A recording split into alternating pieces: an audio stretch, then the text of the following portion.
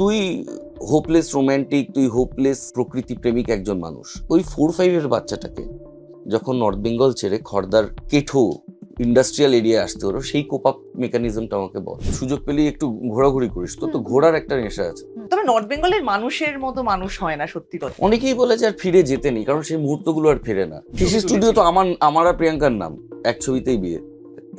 যেকে প্রথম দিন প্রোডাকশনের লোক এসে আমি জিজ্ঞাসা করেছে যে কি খাবে লাঞ্চে, আর আমি এটা খুব অদ্ভুত খাবার বলেছিলাম, সেটা মনে আছে। কি বলেছিস? আমি বলেছিলাম টক দই আর রুটি।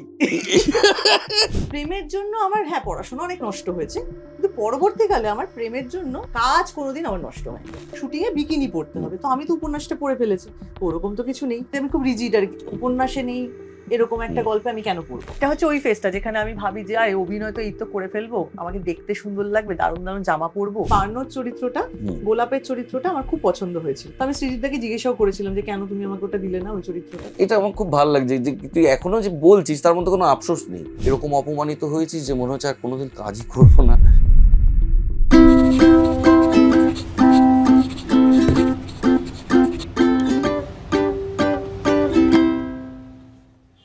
আজকে আমার সাথে আছে আমার অত্যন্ত প্রিয় একজন মানুষ, প্রিয় অভিনেত্রী। তার শুরুর কাজের সঙ্গেও আমি জড়িয়েছিলাম, এবং তারপর আমার জীবনের বিভিন্ন সময় বিভিন্ন ট্রানজিশন, বিভিন্ন পরিবর্তনের সময় সে থেকেছে সব পরিবর্তনের সাক্ষী। আর সেই মেয়েটার সম্বন্ধে কি বলবো, কাব্য পেয়ে যাচ্ছে প্রায়। সেই মেয়েটা পাশের বাড়ির, মেয়েটার 10টা হাত আছে, মেয়েটা আবার মফস্বলী, লেডিস সাইকেলে চড়ে, বিকেল নামে গজদাতে তার, দুষ্টুমিতে নামে সন্ধে, মেয়েটা ভুল করে যখন তখন, দেশ রেখেছে 2 ভুরুর মধ্যে। বুঝেই গেছেন গজদাত নিয়ে যখন কথা হচ্ছে কার কথা হতে পারে। আপনার আমার সবার প্রিয় সোহিনী সরকার। সোহিনী, কেমন আছিস? ভালো ভালো। কেমন দিলাম বল? বাবা, আমি তো ভাবলাম তুমি প্রশ্ন নিয়ে বসেছো। না না না, এইবার আর এই বন্ধ। এই লেখাটা তুমি আমাকে প্লিজ দিও। হ্যাঁ, আমি তোকে ফরওয়ার্ড করে দেবো। ঠিক আছে, থ্যাংক ইউ। আচ্ছা, তাহলে বল, তো শুরুটা বল। আমার শুরু আমার শুরু, হ্যাঁ, মানে জন্মানোর পর থেকে কি কি কি ব্যাপার। আমি অনেকটা সময় নর্থ বেঙ্গলে বড় হয়েছি, বীরপাড়া বলে একটা জায়গাতে। মানে জলপাইগুড়ি বীরপাড়া টি এস্টেট। হ্যাঁ, টি এস্টেট না, আমার বাবা পিডব্লিউডি তে ছিল, কিন্তু আশেপাশে সবই টি এস্টেট। তো চালসা, বিন্নাগুড়ি, ময়নাগুড়ি, পুরো এই চত্বর আর কি। বাবার সাথে সাথে ঘোরা। শিলিগুড়িতে আমার প্রচুর আত্মীয় স্বজন, আমার মাসির বাড়ি। আমারও মাসির বাড়ি। তাই নাকি? কোন পাড়া? আমার বিধানপল্লী। বিধানপল্লী, আচ্ছা। আমাদের হচ্ছে নেতাজি পল্লী। হ্যাঁ, সমরবিড়ি ফ্যাক্টরি আছে একটা, খুব নাম করা, তার উল্টো দিকে। না, আমার তাহলে প্রথমেই যেটা প্রশ্ন হচ্ছে, নর্থ বেঙ্গল, বীরপাড়া, চালসা শব্দগুলোর সঙ্গে, তার মানে তুই তাহলে আশপাশ দিয়ে হাতি বেরোচ্ছে, ঘুরছে, এটা তো রাতচার আর কি তোর আমাদের কাছে এতটা এরকম নয় তো। এখনকার যে বীরপাড়া, সেটা এখন অনেকটা আমূল পরিবর্তন হয়েছে, কিন্তু তারপরেও নর্থ বেঙ্গলই আর কি। যত পরিবর্তনই হোক না কেন, সেখানে তো আলাদা ম্যাজিক আছে। শিলিগুড়িতে এখন প্রচুর ফ্ল্যাট, কংক্রিটের শহর হচ্ছে আস্তে আস্তে, কিন্তু ছোটবেলাতে প্রচুর আশেপাশে জঙ্গল, মানে একটু এদিক ওদিক গেলে পরেই একটা হচ্ছে ব্রিজে উঠলেই কাঞ্চনজঙ্ঘা। হ্যাঁ, ইনফ্যাক্ট আমার মাসির বাড়ির ছাদ থেকে এখনো মানে শীতকালে দুপুরে কমলা লেবু খেতে খেতে কাঞ্চনজঙ্ঘা দেখা যাচ্ছে। আবার রাত্রিবেলায় ছোট ছোট গাড়িগুলো যাচ্ছে, সেগুলো দেখা। তো এই একটা প্রকৃতির সাথে যোগাযোগ ছিলই। তারপরে আমি খড়দাতে চলে আসি। খড়দা মফস্বল, কিন্তু খড়দাটা কোন বয়সে এলি? মোটামুটি ধরো তোমার 4-5 ওইরকম একটা সময় চলে এসেছি আমরা। হ্যাঁ, তো এবার খড়দাতে আসার পর যেটা হলো সেটা হচ্ছে যে খড়দা মফস্বল, কিন্তু খড়দা আমাদের যে পাড়াটা আদর্শপল্লী, ওখানে কিন্তু কোনো পুকুর টুকুর নেই। ঠিক আছে, কোনো গাছপালাও খুব কম খড়দাতে, কেন এত ফ্যাক্টরি, চারপাশে তোমার ফ্যাক্টরি শুধু। এই পাশে ক্যালকাটা স্টিল, এই পাশে তোমার ইন্ডিয়ান অক্সিজেন, মানে এরকম সব এই পাশে। মানে আমাদের দুর্গাপুজোর থেকে বিশ্বকর্মা পুজো বেশি হতো। মানে খড়দা, টিটাগড়, ব্যারাকপুর, এই যে চত্বরটা, ব্যারাকপুর আর সোদপুরে যেমন ধরো দুর্গাপুজো থেকে কালী পুজোটা একটা সময় রমরমাবে। এখন নোট করছো যেটা আমার এরপরে একটা ঢুকতে পারবো। আচ্ছা আচ্ছা, বাবা। তো এইরকম করে এখানে আসা, তারপরে পড়াশোনা, স্কুল কলেজ। তারপরে তাহলে আমার যেখানে স্কুল কলেজের আগে প্রশ্ন হচ্ছে যে এই সবুজ নর্থ বেঙ্গল, সেখান থেকে এমন একটা জায়গা যেখানে বিশ্বকর্মা পুজো বেশি হয়, তা বুঝতেই পারছি একটা ইন্ডাস্ট্রিয়াল কেঠো জায়গা। ক্লাস 4-5 এর মেয়ে, আর সব মেয়ের কতটা হবে জানি না, কিন্তু আমি তোকে যতটা জানি, সেই মেয়েটার পক্ষে কোপ আপ করা অনেক বেশি কঠিন। কারণ তুই হোপলেস রোমান্টিক, তুই হোপলেস প্রকৃতি প্রেমিক একজন মানুষ, তুই আজও মানুষকে ভালোবাসিস, পৃথিবীকে ভালোবাসিস। সেই মানুষটাকে, ওই 4-5 বাচ্চাটাকে যখন নর্থ বেঙ্গল ছেড়ে খড়দার কেঠো ইন্ডাস্ট্রিয়াল এরিয়া আসতে হলো, সেই কোপ আপ মেকানিজমটা আমাকে বল। আমি না প্রকৃতি খুঁজে নিয়েছি আমাদের শুরুতেই বললি ওখানে কোনো পুকুর নেই, খুঁজে কিন্তু পাসনি। হ্যাঁ, কিন্তু আমি খুঁজে নিয়েছি। কিরকম তোমায় বলি, আমাদের এরকম আদর্শ পল্লীটা খুব অদ্ভুত, মানে ভৌগোলিক দিক থেকে খুব অদ্ভুত। মানে আমি তোমাকে ঠিক বর্ণনাও করতে পারবো না। একদিকে এরকম ক্যালকাটা স্টিল, তার এরকম বড় লম্বা পাঁচিল, আর পাঁচিলের গা দিয়ে তোমার কিছু বাড়ি। সেখানে একটা অদ্ভুত তোমার শাপলা জঙ্গল ছিল, শাপলা লিলি হতো। হুম। ঠিক আছে, জঙ্গলে, জঙ্গলটার দিকে কেউ যেত না। হুম। আর আমি বিকেল বেলা হলে ওই জঙ্গলে যেতাম আর লিলি ফুল তুলে নিয়ে আসতাম। হুম। ওরকম একটা জায়গা ছিল। আর একটা খুব অদ্ভুত, মানে প্রকৃতি হয়তো সেই অর্থে ছিল না যে যেরকম উত্তরবঙ্গের প্রকৃতি অবশ্যই, কিন্তু তোমার ওই জায়গাটার মধ্যে একটা খুব ম্যাজিক ছিল, খুব মজা ছিল। আর খুব একটা ভুতুড়ে, তারপর খানিকটা তোমার একটা গোয়েন্দা। সেই সময় পঞ্চপাণ্ডব পড়ছি, বুঝতে পারলে তো? না, পাণ্ডব গোয়েন্দা। এই, হ্যাঁ সরি, পঞ্চপাণ্ডব বলছি, হ্যাঁ, সরি, পাণ্ডব ষষ্ঠীপদ ষষ্ঠীপদ চট্টোপাধ্যায়, চট্টোপাধ্যায়। পাণ্ডব গোয়েন্দা পড়ছি। আর আমার তো প্রচন্ড আর কি, মানে পাড়ায় যে চুরি হচ্ছে না কেন, আর আমাদের ওখানে একটা সুইসাইড আর স্পট আমার তো আছে। ইচ্ছেই করতো হাওড়া গিয়ে থাকি ওয়াগন ব্রেকারদের মধ্যে, আচ্ছা, মানে বাবলুর পাড়ায়। তোমাকে আমি এটা ইনস্টাগ্রামে একটা রিলে আমি রিসেন্টলি একজন দেখলাম, একজন ভদ্র মহিলা ওটা বানিয়েছে, করেছেন আর কি, যে আমাদের স্টেশনে যাওয়ার একটা রাস্তা রয়েছে, শর্টকাট রাস্তা। হুম। ঠিক আছে, তো সেই শর্টকাট রাস্তাটার ওখানে সবাই এসে, মানে ছোটবেলা থেকে প্রায় দিনই আমি শুনতাম যে কেউ না কেউ এসে সুইসাইড করেছে হুম। ওই রাস্তাটা, এবং হুম। সেই রাস্তাটা দিয়ে আজকে যাওয়া যাবে না, হুম। পুলিশ আসছে, এই আসছে, মানে এটা কিন্তু ওটা দিয়েই মানে স্টেশন যাওয়ার হুম। সব থেকে ইজিয়েস্ট রোড হুম। ওটা। তো ওই রকম একটা জায়গা ছিল, তো সেখানে আমাদের বিকেল বেলা হলে একটু খেলাধুলো করা, মারা একটু এসে বসতো, তারপর একটু শীত পড়তেই আবার চলে যেত। একটু বিকেল বিকেল যখন হয়ে আসছে, মাথার উপরে তোমার এত মশা, সে ঘুরতো, মনে আছে? হুম। এতটা এরকম দোতলা তিনতলা বাড়ি করতো। বাড়ির মতো হয়ে তুমি এরকম করে চল লাগাবে, দেখবে প্রায় 15-20টা একসাথে মরেছে মশা। তো আর তুই সরছিস, ওরাও ওরাও সরছে। সহ্য তোর সময়ের সাথে সাথে। তো এইরকম একটা অদ্ভুত, তো এই যে মিস্ট্রিটা, সেটা আবার আমাদের ওই জায়গাটার মধ্যে ছিল। তারপরে ধরো গঙ্গার পাড়, তো আমার ভৌগোলিক দিক থেকে এই জায়গাটা এতটাই প্রিয় ছিল, মানে সেটা নর্থ বেঙ্গল আসার পরে। তবে নর্থ বেঙ্গলের মানুষের মতো মানুষ হয় না, সত্যি কথা। মানে আমি যত জায়গাতেই যাই, আমার সবসময় সব যেতেই ভালো লাগে নর্থ বেঙ্গলের মানুষজনের কাছে।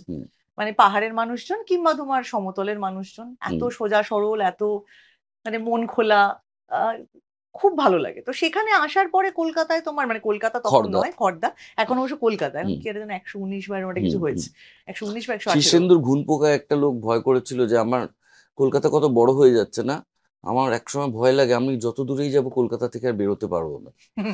তো সেই দিকে আমরা এগোচ্ছি। এগোচ্ছি। যাকগে, হ্যাঁ, তারপর বল। তো সেই সব হতো। আর আমার বাড়িতে একটা বট গাছ ছিল, ছাদে ওই বট গাছগুলো হয় না, অশ্বত্থ বট গাছের চারা। তো আমি ছোটবেলায় শুনেছিলাম যে গাছের সাথে নাকি কথা বলা যায়, আর গাছ কথা শোনে। তো সেই গাছটা ছিল আমার একটা খুব প্রিয় সঙ্গী আর কি। আর আমাদের বাড়িতে একটা খুব বড় আম গাছ ছিল, মানে আমাদের পৈতৃক বাড়িতে। সে আম গাছটা আর একটা ছোট্ট বট গাছের চারা, তো সেটা আমার একটা শৈশবের একটা খুব বড়, মানে খুব ইম্পর্টেন্ট আর কি, মানে একটা খুব বন্ধু ওরা। তুই কি একাচোরা ছিলি? একটু, হ্যাঁ। মানে এখন আমি একদম উল্টো, একদম উল্টো হয়ে গেলাম, মানে ক্লাস 9-10-11 এর পর থেকে আমি একদম উল্টো হয়ে গেলাম। 9-10 পর্যন্ত না, আমি কারোর সাথে স্কুলে যেতাম, একা একা স্কুলে যেতাম, তোমার একটু মুখ চোরা ছিলাম, ডায়েরি লিখতাম, আর যে যেখানে যা ভালো হচ্ছে সেটা আমাকে করে ফেলতে হবে, বুঝতে পেরেছো? এইখানে শুনলাম ফোমো ছিল, ফিয়ার অফ মিসিং আউট নাকি? সে দেখো, তখনও তো বুঝতাম, তখন বুঝতাম না, এখন বুঝতে পারি না কি জানি, একটা একটা কিছু ছিল নাকি হয়তো, পারফরমেন্স করতে হবে একটা কিছু। এটা ওরকম কিছু করতে হবে, আর একটা ভালো কিছু করতে হবে। মানে ধরো কেউ একটা বললো যে ডায়েরি লিখতে হয়, আমিও ডায়েরি লেখা শুরু করলাম, সেই লেখার অভ্যেসটা হলো, মানে এখনো পর্যন্ত সেই অভ্যেসটা আছেই আর জানি কি। আমি। ঠিক আছে, তো সেই একটা এরকম একটা অভ্যেস হলো। বই পড়া মানে, মানে একটু কাউকে কিছু ভালো কিছু করতে দেখলেই, ধরো সেটা আমার প্ল্যান নয় বা আমার আইডিয়া নয়, তোমাকে আমি দেখছি যেটা কিছু করতে ভালো, সেই ভালোটা আমাকে খুব অ্যাট্রাক্ট করতো। তো আমিও সেরকমই একটা কিছু করা শুরু খুব করেছি। ভালো একটা জিনিস আমি বলবো, ভালোই ভালোই ভালোই, খারাপ নয়। হ্যাঁ। এই যে একাচোরা ছিলিস, তো নর্থ বেঙ্গলে কোনো বন্ধু হয়নি যাকে ফেলে আসতে কষ্ট হয়েছে? ছিল আমাদের, আমাদের যেমন ছোট ছোট কোয়ার্টার ছিল, মানে তোমার G+2 এরকম, G+2 না, দোতলাই বোধ হয়, মানে G+1ই বোধ হয় কোয়ার্টার গুলো। সে কোয়ার্টারে আমরা রিসেন্টলি বলতে তাও বছর 5-6 আগে আমি মা গেছিলাম একবার। এখন কি দেখতে ছোট লাগছে? কি অদ্ভুত রাহুলদা, তোমাকে আমি কি বলবো, আগে তো সবকিছু বড় মনে হতো। মুর্শিদাবাদে গেছি, বলো ওই দেওয়ানজির বাড়িটা কি নাম, জগৎ শেঠ। জগৎ শেঠের বাড়িটা, একটা পেল্লাই খাট আছে, সে খাটটা আমার মনে হয়েছিল প্রাসাদ প্রমাণ। এত লম্বা একটা উঁচু খাট। 2 বছর আগে গেছিলাম, মনে হচ্ছে না সেরকমও তো নয়। আগে পাড়ার মাঠটাকে মনে হতো কি বড় মাঠ একটা, মানে এটা কি করে এই মাঠটাকে কি করে যেটা হলো, কেন এটা হয়, মানে আমি না বুঝতে পারছি না। মানে আমি এটা আমাদের কারোর মানে এই আমি ছোট উত্তরটা নেই। ছিলাম বলে এত বড় ছিল, কিন্তু আমি ধরো 9-10-এও আমার অত বড় লাগতো। রিসেন্টলি যখন পাড়ার ভেতরে যাই তখন আর মাঠটাকে তো অত বড় মনে হয় না। না, এটা এই জন্যই বলে যে এ, খুব পছন্দের জায়গা। ধর তোর স্মৃতিতে আছে সুন্দরবন একটা ট্রিপ, হুম। তোর স্মৃতিতে আছে। অনেকেই বলে যে আর ফিরে যেতে নেই, কারণ সেই মুহূর্তগুলো আর ফেরে না। বীরপাড়ায় গেছি আমি, আমি আর মা গেছি, এখন আর ওই কোয়ার্টারটা কেউ থাকে না। কি অদ্ভুত একটা ভুতুড়ে একটা, ওরকম পুরো শ্যাওলা হয়ে গেছে, জঙ্গল হয়ে গেছে, এরকম বাড়িগুলো। আর দেখে মনে হচ্ছে এই বাড়িগুলো তো একটা সময় কত উঁচু ছিল, কত বড় মনে হতো, কি ছোট লাগছে। আর আমাদের যে তোমার গ্রুপ ডি স্টাফ হন না, ধরো হুম। পরিষ্কার করে যারা তোমার সাফাই। সাফাই কর্মী, হ্যাঁ। তো সেই সাফাই কর্মীর ওনার নামটা ছিল ভিখারি, ভিখারি পাসোয়ান, হুম এরকম একটা কিছু নাম হুম ছিল। হুম ভিখারি ওনার নাম ছিল, কেন হুম ভিখারি পাসোয়ান একজন ভদ্রলোকের নাম আমি জানি না, হুম হুম কিন্তু ওনার নাম ছিল। আর ওনার অনেক ছেলে মেয়ে ছিল, হুম অনেক ছেলে মেয়ে। হুম ঠিক আছে, তার মধ্যে একটা ছেলে বাচ্চার নাম ছিল, শুধু ওর নামটাই আমার মনে আছে, আমারই বয়সী ছিল, তার নাম ছিল জিরা। হুম ঠিক আছে, আর ওরা আর কি খেতে দিত না, তো ও জিরা আমার সাথে খুব বন্ধুত্ব ছিল, আর এলে পরে মা বিস্কিট বা লজেন্স হুম। কিছু খেতে দিত। তো জিরার সাথে আমার খুব বন্ধুত্ব ছিল, সেইটা আমার মনে আছে। কিন্তু এখন যে কতটা মিস করি ওর মুখটাও এখন আর মনে নেই। না, সেটা মিস করা খুব কঠিন। হ্যাঁ, আমি তখনও যে কি মিস করেছিলাম সেটাও এখন আর আর মনে মনে পড়ে নেই, না। হ্যাঁ হ্যাঁ, হ্যাঁ। তা তাহলে কিন্তু তো আমার প্রকৃতি মিস করতাম, সেইটা আমার খুব মনে পড়ে। মানে আমাদের শনি রোববার করে হলেই তোমার ভুটান বর্ডার যেতে হতো, জয়গাঁওর ওদিকটা যাওয়া।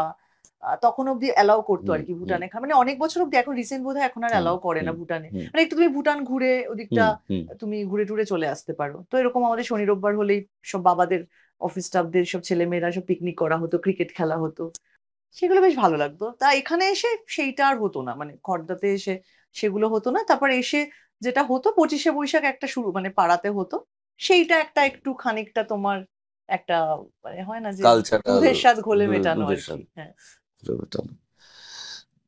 তো খড়দায় এসে কোন স্কুলে ভর্তি হলি? আমার ব্যারাকপুর। ব্যারাকপুর। হুম। কেমন, তুই তো খুব ভালো স্টুডেন্ট ছিলি। না না না, একদমই না। আমার হচ্ছে সবকিছুতেই হচ্ছে লাস্ট টাইম আর কি, বুঝতে হ্যাঁ। পারলে। এই যে ধরো আমি আজকে এখানে আসবো, আমার টাইম সম্পর্কে আমার কোনো কিছু, আমার মনে হয় এখনো তো বহু সময় আছে, হুম করে নেবো আমি, হুম। এরকম একটা আমার সবেতেই মনে হয়। সেই অভ্যেসটা আমার ছোটবেলা থেকে এখনো পর্যন্ত আমার কাটেনি। আমারও। আমি চিরকালই মনে হচ্ছে শেষ তো করাই যাবে। হ্যাঁ, মানে আছে তো, এখন হুম। তো 1 ঘন্টা আছে, এর এটা কি মধ্যে আমি লিব্রান হ্যাঁ কিছু? হ্যাঁ হ্যাঁ, লিব্রেল নাকি, কিন্তু লিব্রেল তো বলে খুব ব্যালেন্সড হয় খুব গো। ব্যালেন্সড হয়, এবং এগুলো কিছু ওরভাবে বলা যায় না। আমার এখনো মনে হয় এই 1 ঘন্টার মধ্যে আমি ঘুমিয়েও একটু নিতে পারবো, হুম আমি একটু রেডিও হয়ে যেতে পারবো, আমার সব কাজ আমি 1 ঘন্টার মধ্যে করে ফেলতে হুম পারবো। তো পরীক্ষার আগে আমার সেটা মনে হতো, ও বাবা এখন তো 1 মাস বাকি, সেটা তো করতে আমার 1 সপ্তাহ লাগবে। তারপর যাই হোক, ওই রাত জেগে পড়া, তার মধ্যে যতটুকু নাম্বার পাওয়া যায়। আর মা সারা জীবনই বলেছে একটু যদি মন দিয়ে পড়তেই ভালো রেজাল্ট করতিস, এবার সেই মন দিয়ে পড়ি না বলেই তো ওই ভালো রেজাল্টটা হয় না। তো আমি মোটামুটি আর কি, মানে কোনোদিন ফেল টেল করিনি। হুম মানে ফেল করলেও তোমার ওই হাফ ইয়ারলিতে করেছি, অ্যানুয়ালে ফেল অ্যানুয়ালে করিনি, ফেল বুঝতে করেছি, পেরেছো। হ্যাঁ। একবার আমি অঙ্কে শূন্যও পেয়েছিলাম। আচ্ছা। আর আমি ক্লাস মনিটর, হুম সব খাতা দিচ্ছে, আর আমি দেখছি একটা এরকম দুটোর বড় বড় শূন্য। আচ্ছা কে এটা পেয়েছে অঙ্কে, তারপর দেখছি আমার হাতেই খাতাটা দিল আর কি। তো শূন্য অব্দি আমি যাইনি, আমি 50-এ 8 পেয়েছি। তাহলে আমাদের বেটার তুমি। হ্যাঁ, 8 অনেকটা বেশি। শূন্যর থেকে অনেক বেশি। তো আহ, আহ, তারপর তুই কোন স্ট্রিম নিয়ে পড়লি? আমি আর্টস, আর্ট। ইতিহাস নিয়ে পড়াশোনা করেছি। ঠিক আছে। মাথায় রেস্টুরেন্টের ভূতটা কবে চাপলো, নাকি তার আগে অন্য কিছু করছিস? আর কি কি করেছিস তুই? আমি খুব ছোটবেলা থেকেই অভিনয় করছি, আমি যখন অভিনয়টা নিয়ে তো আসবো, পুরো অভিনয়ের জার্নিটা নিয়ে। আচ্ছা, তো বলতে থাক। হ্যাঁ হ্যাঁ বলি বলি হ্যাঁ বলি, হ্যাঁ। স্কুলে পড়ছি যখন আমি, তখন আমার স্কুলে একটি মেয়ে, ওর দিদি তোমার একটা ফ্যাশন ইনস্টিটিউটের মানে ছাত্রী আর কি। হুম তো ওদের ওই তোমার যেদিনকে পরীক্ষা হয়, একটা র্যাম শো হয়, মানে যেহেতু ফ্যাশন ইনস্টিটিউট তো একটা র্যাম শো হবে, ওটাই এক্সামিনেশন। তো সেখানে মডেল লাগবে। তো যাদের ধরো একটু অবস্থাপন্ন তারা মডেল ভাড়া করেছে, টাকা পয়সা দিয়ে তারা রেমুনারেশন দিয়ে একজন মডেলকে নিয়েছেন আর কি। তো কিন্তু ওই দিদির যে ওরা আমাদের খড়দারি মানুষ, তো ওই দিদি আমাকে বললো যে তুই তো একটু লম্বা, আর তখন অনেক রোগা, মানে এটার হাফ আমি তখন। ঠিক আছে, তো তুই একটু করবি। এবার আমি কোনদিন র্যাম্প ওয়াক করিনি, মাকে বললাম।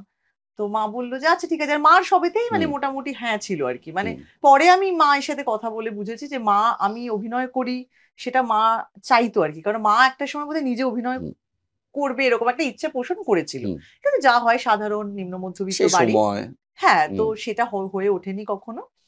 কিন্তু সেটা আমার মধ্যে দিয়ে, মানে ইনফ্যাক্ট শিশি স্টুডিওতে, তুমি জানো শিশি স্টুডিওর কথা, আমারও আছে। এক ছবিতেই বিয়ে, হ্যাঁ। সেইটার খোঁজ মা এনে আমাকে দিয়েছিল এবং মা এনে আমাকে শিশি ছবি স্টুডিও তো তুলেছিল। আমার আর প্রিয়াঙ্কার নাম, এক ছবিতেই বিয়ে। যাকগে, হ্যাঁ। তো কি বলছিলাম দেখলে তো, হ্যাঁ, মাঝখানে তো, তোর মা শিশি হ্যাঁ, স্টুডিওতে তো নিয়ে এই গেল। সমস্ত করছিল, তো তার মা আমাকে বললো হ্যাঁ ঠিক আছে যা। তো ওই দিদিও ছোট, সে আমাকে নিয়ে বগল দাবা করে কলকাতায় এসে আমরা একটা দা বাড়ি বা লাহা বাড়ি এরকম একটা কোনো বাড়িতে আমরা র্যাম্প ওয়াকটা করলাম, খুব প্র্যাকটিস ট্যাকটিস করলাম। আর কিন্তু সব তাহলে খুব ফেলে দেওয়ার মতো নয়, লাহাবাড়ি ভাড়া নিয়েছে মানে একটু। মানে ওই ইনস্টিটিউট থেকে, মৌলালি ইনস্টিটিউট আছে না না, তোমার, খারাপ ছিল না সেই সময়, হ্যাঁ হ্যাঁ ভালো ভালো ভালো মানে, স্ট্যান্ডার্ডের র্যাম্প হতো। হ্যাঁ, তো সেই ইনস্টিটিউটের আর কি ওটা ছিল হুম। আর কি। তো সেখানে আমি এলাম। তো এবার সবই কলকাতা শহরের সব ছেলে মেয়ে, তারা আর কি তারা খুবই, অনেক বেশি গ্রুমড। হ্যাঁ মানে খুবই চকচকে ঝকঝকে ছেলে মেয়ে, এত সুন্দর সব ছেলে মেয়ে। মানে আমি তখন একটা, মানে ভালো জামা বলতে পুজোর যে দুটো ভালো জামা, সেই জামা পরে আসা আর কি, যেহেতু কলকাতায় হুম। যাচ্ছি। আর এরা হচ্ছে খুবই ঝাঁ চকচকে, খুব ভালো ইংরেজিতে কথা বলে, পোর্টফোলিও আছে সবার। হুম। তো ফার্স্ট আমি তখন শুনলাম যে পোর্টফোলিও বলে একটা কিছু বিষয় হয়। হুম। তো সেই আর কি র্যাম্প ওয়াক হলো সেখানে প্রচুর। তখন তোমার ইটিভি খুব পপুলার আর কি। তো র্যাম্প র্যাম্প আমার আমার আমার যেহেতু নিজের অভিজ্ঞতা নেই, র্যাম্পটাও তো একটা শেখার ব্যাপার আছে, কিভাবে শিখলাম, হাঁটবি। হ্যাঁ, মানে ১ সপ্তাহ ধরে আমাদের ট্রেনিং হলো। ওখানে হ্যাঁ। একজন গ্রুমার ছিলেন। হ্যাঁ। তিনি বললেন এইভাবে হেঁটে যেতে হবে, হুম। এইখানে বাঁদিকে যেতে হবে, এখানে ডান দিকে হবে, এখানে আবার টার্ন করতে হবে। সে মজার হুম। তখন হুম। আরকি। হুম। সেসব শিখলাম টিখলাম ১ সপ্তাহ ধরে। দিদির সাথেই আমি যাতায়াত করতাম। এটা তো বিনা পয়সায়। বিনা পয়সায়, বিনা পয়সায়। তারপর সেখানে করে, তারপর সেদিন যেদিনকে হলো ফাইনাল, মারা এসেছিল দেখতে। তারপর ওখানে সবাই বলল তোমার ফোন নাম্বার দাও। ফোন নেই। তো মাকে গিয়ে বললাম, মাকে বললাম যে সবাই ফোন কোন নাম্বার সাল? চাইছে। ক্লাস 9 তোর? না ক্লাস 9 না। এটা হচ্ছে 11, মানে তোমার 2000 6। 6 না, না 6 6 6 6। হ্যাঁ। 6। তো সেই সময় তোমার এরকম হলো টলো এইসব ব্যাপার, মা আমাকে একটা, মায়ের কাছে একটু জমানো টাকা ছিল, ইনফ্যাক্ট সেই ফোনটা আমি কালকেই বাড়িতে করতে গিয়ে খুঁজে পেয়েছি। ছোট্ট একটা কি স্যামসাং বলছিস? এর, একটা গ্রে কালারের এইটুকুনি হুম। একটা ফোন, হুম। ছোট্ট পাতলা। ওই ফোনটা খুঁজে পেলাম, তো সেই ফোনটা কিনে দিল। সে ফোন থেকে নাম্বার নেওয়া হলো, মানে একটা নতুন নাম্বার নিলাম। তারপরে আস্তে আস্তে শুনলাম যে এরকম সবার কাছে গিয়ে ছবি টবি দিতে হয়। সেই ছবি তখন শিশি স্টুডিওতে তোলা হলো। তুলে আমি আর মা খড়দা থেকে আসতাম আমরা, কোথায় কোথায়, মানে চ্যানেল 8, তারপরে তোমার আর যে হুম। যখন তখন আর কি কি ছিল। চ্যানেল 8 আছে ধর, তারপর বিভিন্ন, ধর বাবলু হালদারের ঘরে দেওয়া, বা আমি বাবলু, 2006 বলছি। হ্যাঁ হ্যাঁ, তারপর আহ, একদিন প্রতিদিন তো একদিন প্রতিদিন আমি চ্যানেল 8-এ তোমার একটা সাহিত্যের সেরা সময় করি। হুম। সেটা আমাকে ডাকা হয়। সাহিত্য, মানে আমি তখন কিচ্ছু জানি না। মনীষ দা কেমন জানছো না তুমি, মনীষ ঘোষ, খুব ভালো মানুষ আর খুব ভালো হুম। ডিরেক্টর। মনীষ দা একেবারে মানে হুম। হাতে ধরে আর কি আমাকে, আর খুব মানে হুম। আশেপাশের হুম। ভাস্বর দা ছিল আমার হুম। হিরো। হুম। ঠিক আছে, বিমল করের একটা গল্প ঘুঘু। হুম। তো সেই গল্পটা, যেটা তোমার হিন্দিতে একটা সিনেমাও হয়েছিল, ঝুট বলে কৌয়া কাউয়া কাটে। কাটে, জুহি চাওলা, ঋষিকেশ রানীল মুখার্জির কাপুর। শেষ ছবি। কার কার? ঋষিকেশ মুখার্জির শেষ ঋষিকেশ ছবি। মুখার্জির শেষ ছবি। তো সেইটা তোমার হলো, কলকাতা থেকে এখানে আসতাম চ্যানেল 8-এর অফিসে। এখন চ্যানেল 8-এর অফিস যেখানে ছিল, অফিস মানে আমি তোমার, বলছি ল্যান্সডাউনের কথা না বলছিস কি? না, এটা হচ্ছে তোমার আম, এই বলে কিশোর ভারতী স্টেডিয়াম, যেটা আর সেটা তো সন্তোষপুরে। স্টুডিওটা ছিল। ওই স্টুডিও, হ্যাঁ, স্টুডিওতে, আর ওখানেই বঙ্গাদারা বসতো। ঠিক হ্যাঁ। ঠিক, পুলিশ ফাইল হতো একদিকে, সমস্ত কিছু হতো। হ্যাঁ। আর এখন ওইদিকে উল্টো দিকের পাড়াটাই আমার বাড়ি। আচ্ছা। তো ভোর তোমার হুম। প্রথম যে ট্রেনটা 5টা কত ট্রেনটা, সেইটা ধরে যাতায়াত করা তখন আমিও একদম। চ্যানেল 8 করছি, ছুটিয়ে করছি। ইনফ্যাক্ট আমার ওখানে প্রিয়াঙ্কার সাথে দেখাও হয়েছিল একবার, তখন প্রিয়াঙ্কা প্রিয়াঙ্কা তো আর, প্রচুর করতো সাহিত্যের সেরা সময়। প্রিয়াঙ্কা তখন আরেকটু ছোট। হুম। আমার এখনো মনে আছে প্রিয়াঙ্কার এখানে কি সব ফিতে ফিতে ফিতে ফিতে বাঁধা, ওকে দেখেছিলাম। তো উম, একদিন প্রতিদিন আহ, তোকে আমি বলবো টেলিভিশনে কি প্রতিষ্ঠিত করে দিল হুম। সেভাবে, নাকি ওইটা আমি তোকে বলবো? না না, আমি তখন কিছুই পারি না, মানে অনিন্দদা আর কি যে ভালো যে আমাকে একটা এরকম মানে কাস্টে নিয়েছে আর কি। আর চারপাশে তুমি ভাবো কারা কারা সব ছিল। হুম। একদিন প্রতিদিন খুবই রিচ একটা হ্যাঁ, serial. Mampi Rishida hero heroine, মানে কলকাতা শহরে তখন সব অ্যাক্টররা হুম। একদিন প্রতিদিনে হুম। আছেন আর হুম। কি। ঠিক আছে, মানে মেকআপ রুমে কথা বলতে ভয় করতো। হুম। মানে আমি চুপ করে, আমার মনে আছে কোনো ভূগোল বই নিয়ে এরকম করে বসে থাকতাম, কানটা এদিকে, হুম। কিন্তু এইভাবে বইটা নিয়ে বসে হুম। থাকতাম। যেদিকে প্রথম দিন প্রোডাকশনের লোক এসে আমায় জিজ্ঞাসা করেছে যে দাদা যে কি খাবে লাঞ্চে। আমি ভাবছি যে আমার কাছে তো টাকা নেই খুব বেশি, লাঞ্চে কি খাবো, আমি তো টাকা দিতে পারবো না, ঠিক আছে। আর আমি এটা খুব অদ্ভুত খাবার বলেছিলাম, সেটা মনে আছে। কি আমি বলেছিলি? বলেছিলাম টক দই আর রুটি। মানে সবাই বলছে এটা খাবো ওটা খাবো, হ্যাঁ কেউ অর্ডার করছে, কেউ বলছে প্রোডাকশনেরই খাবার খাবো। এ মিথ্যা বাবা, টক টক দই দিয়ে দইয়ের রুটি কে খায়? সবাই আমার দিকে তাকিয়ে বলছে টক দইয়ের রুটি, আর আমার মুখে যেটা ছিল সেটা হচ্ছে যে আমাকে দেখে মনে হয় আমি খুব বিজ্ঞ হ্যাঁ, আর খুব একটা পাকা পাকা ভাব, হ্যাঁ। কিন্তু অ্যাকচুয়ালি আমি এটা গাধা একটা কিছুই বুঝি না। আর ওরাও ভাবতো আমাকে তখন, হ্যাঁ। মানে পরে আমার যখন কথা হয়েছে বাকিদের সাথে, হুম, ঠিক আছে, যে আমার মনে হচ্ছে তুই খুব পাকা সব জানিস, কিন্তু আমি কিচ্ছু বুঝতাম না। তারপরে আমরা বাড়ি যাওয়ার সময় ধরো রাত্রিবেলা যখন তখন মনে হচ্ছে মাম্পিদি ঋষিদার বিয়ের সিন চলছে, হুম। তো রাত্রিবেলায় অনেক রাত ধরে শুটিং হয়েছে, কি করে বাড়ি ফিরবো, বাড়ি ফেরার জন্য যে প্রোডাকশন অনেক সময় 12টা বাজলে টাকা দিয়ে দেয় সেটাও আমি জানি না, আমি কি করে বাড়ি যাব। তখন টুলুদা হুম, আর তোমার পিঙ্কিদি মানে হচ্ছে হুম, সুদীপাদি, হুম, রান্নাঘরের হুম, সুদীপাদি, হুম, ঠিক আছে, তখন সুদীপাদি আর কি এইরকম হুম, রোগা সব আর কি। আর সুদীপাদি টুলুদা ওরা তখন ওইদিকে থাকে, দমদম হুম, আর টুলুদা থাকে বাগবাজার, তখন সুদীপাদি ওরা বলে তাহলে তুই আমাদের সাথে চল, প্রোডাকশন তো টাকা দিয়ে দেবে, একটা টাকাতেই আমরা তিনজনে চলে যাবো। তখন আমি প্রথম ভাবলো আছে প্রোডাকশন টাকা দেয়, তো আমরা ট্যাক্সি করে তিনজনে মিলে, হুম, আমার মনে আছে সেই রাত্রিবেলায় গেছিলাম। একটা রাতে আবার রীতাদি মানে রীতা দত্ত চক্রবর্তী উনি আবার বললেন পরের দিন ভোরবেলায় কল টাইম, তো আমি থাকবো মানে কি হুম, করবো, মানে ধরো 12টা অব্দি শুটিং হয়েছে আবার ভোর 6টা ফটায় কল টাইম, হুম। তখন রীতাদি বললো যে তুই আমার বাড়িতে থেকে যা, তো একটা বাহ। রাত আবার রীতাদির বাড়িতে থাকলাম, তো এরকম আর কি। হুম। আর কিন্তু খুব মানে কি সব করতাম, এখন আমি মনে মনে হাসি পায় আর কি, মুখে মুখে তর্ক করতাম অনিন্দদার সাথে, মানে ডিরেক্টর অনিন্দদার সাথে, অনিন্দদা বলতো তুই না এখান থেকে ওইখানটায় যাবি বুঝলি তো, কেন যাব, আগের সিনটাতেই তো করলাম, এবার আগের সিনটা যে একটা ওই এপিসোড আর এই সিনটা যে একটা এই এপিসোডের মাঝখানে হুম, হয়তো 30টা এপিসোড চলে হুম, গেছে, আমার তো ওটা বুদ্ধি নেই, আমি তো ভাবছি আমি পরপর দুটো সিন করছি, আমি একই জিনিস কেন করবো হুম, আর কি। হুম, ঠিক আছে, কিছু পারতাম না, এই না খুব বকা বকা খুব একটা কেউ দিত না, হুম। ঠিক আছে, একটু বোঝাতো আর ভাবতো যে কিচ্ছু হবে না এই মেয়ের এরকম। না, কিচ্ছু হবে না কেউ ভাবতো না। তোকে প্রথম থেকেই লোকে খুবই অন্যরকম চোখে দেখেছে এবং সেটা শোনো, তোরই কারণে। তোমাকে একদিন প্রতিদিনের তাহলে একটা সিন আমি আছে, এটা খুবই পপুলার, আমি মনামিদি আর মাম্পিদি তিনজনে ঝগড়া করছি, ঠিক মাম্পি আছে, হচ্ছে অপরাজিতা।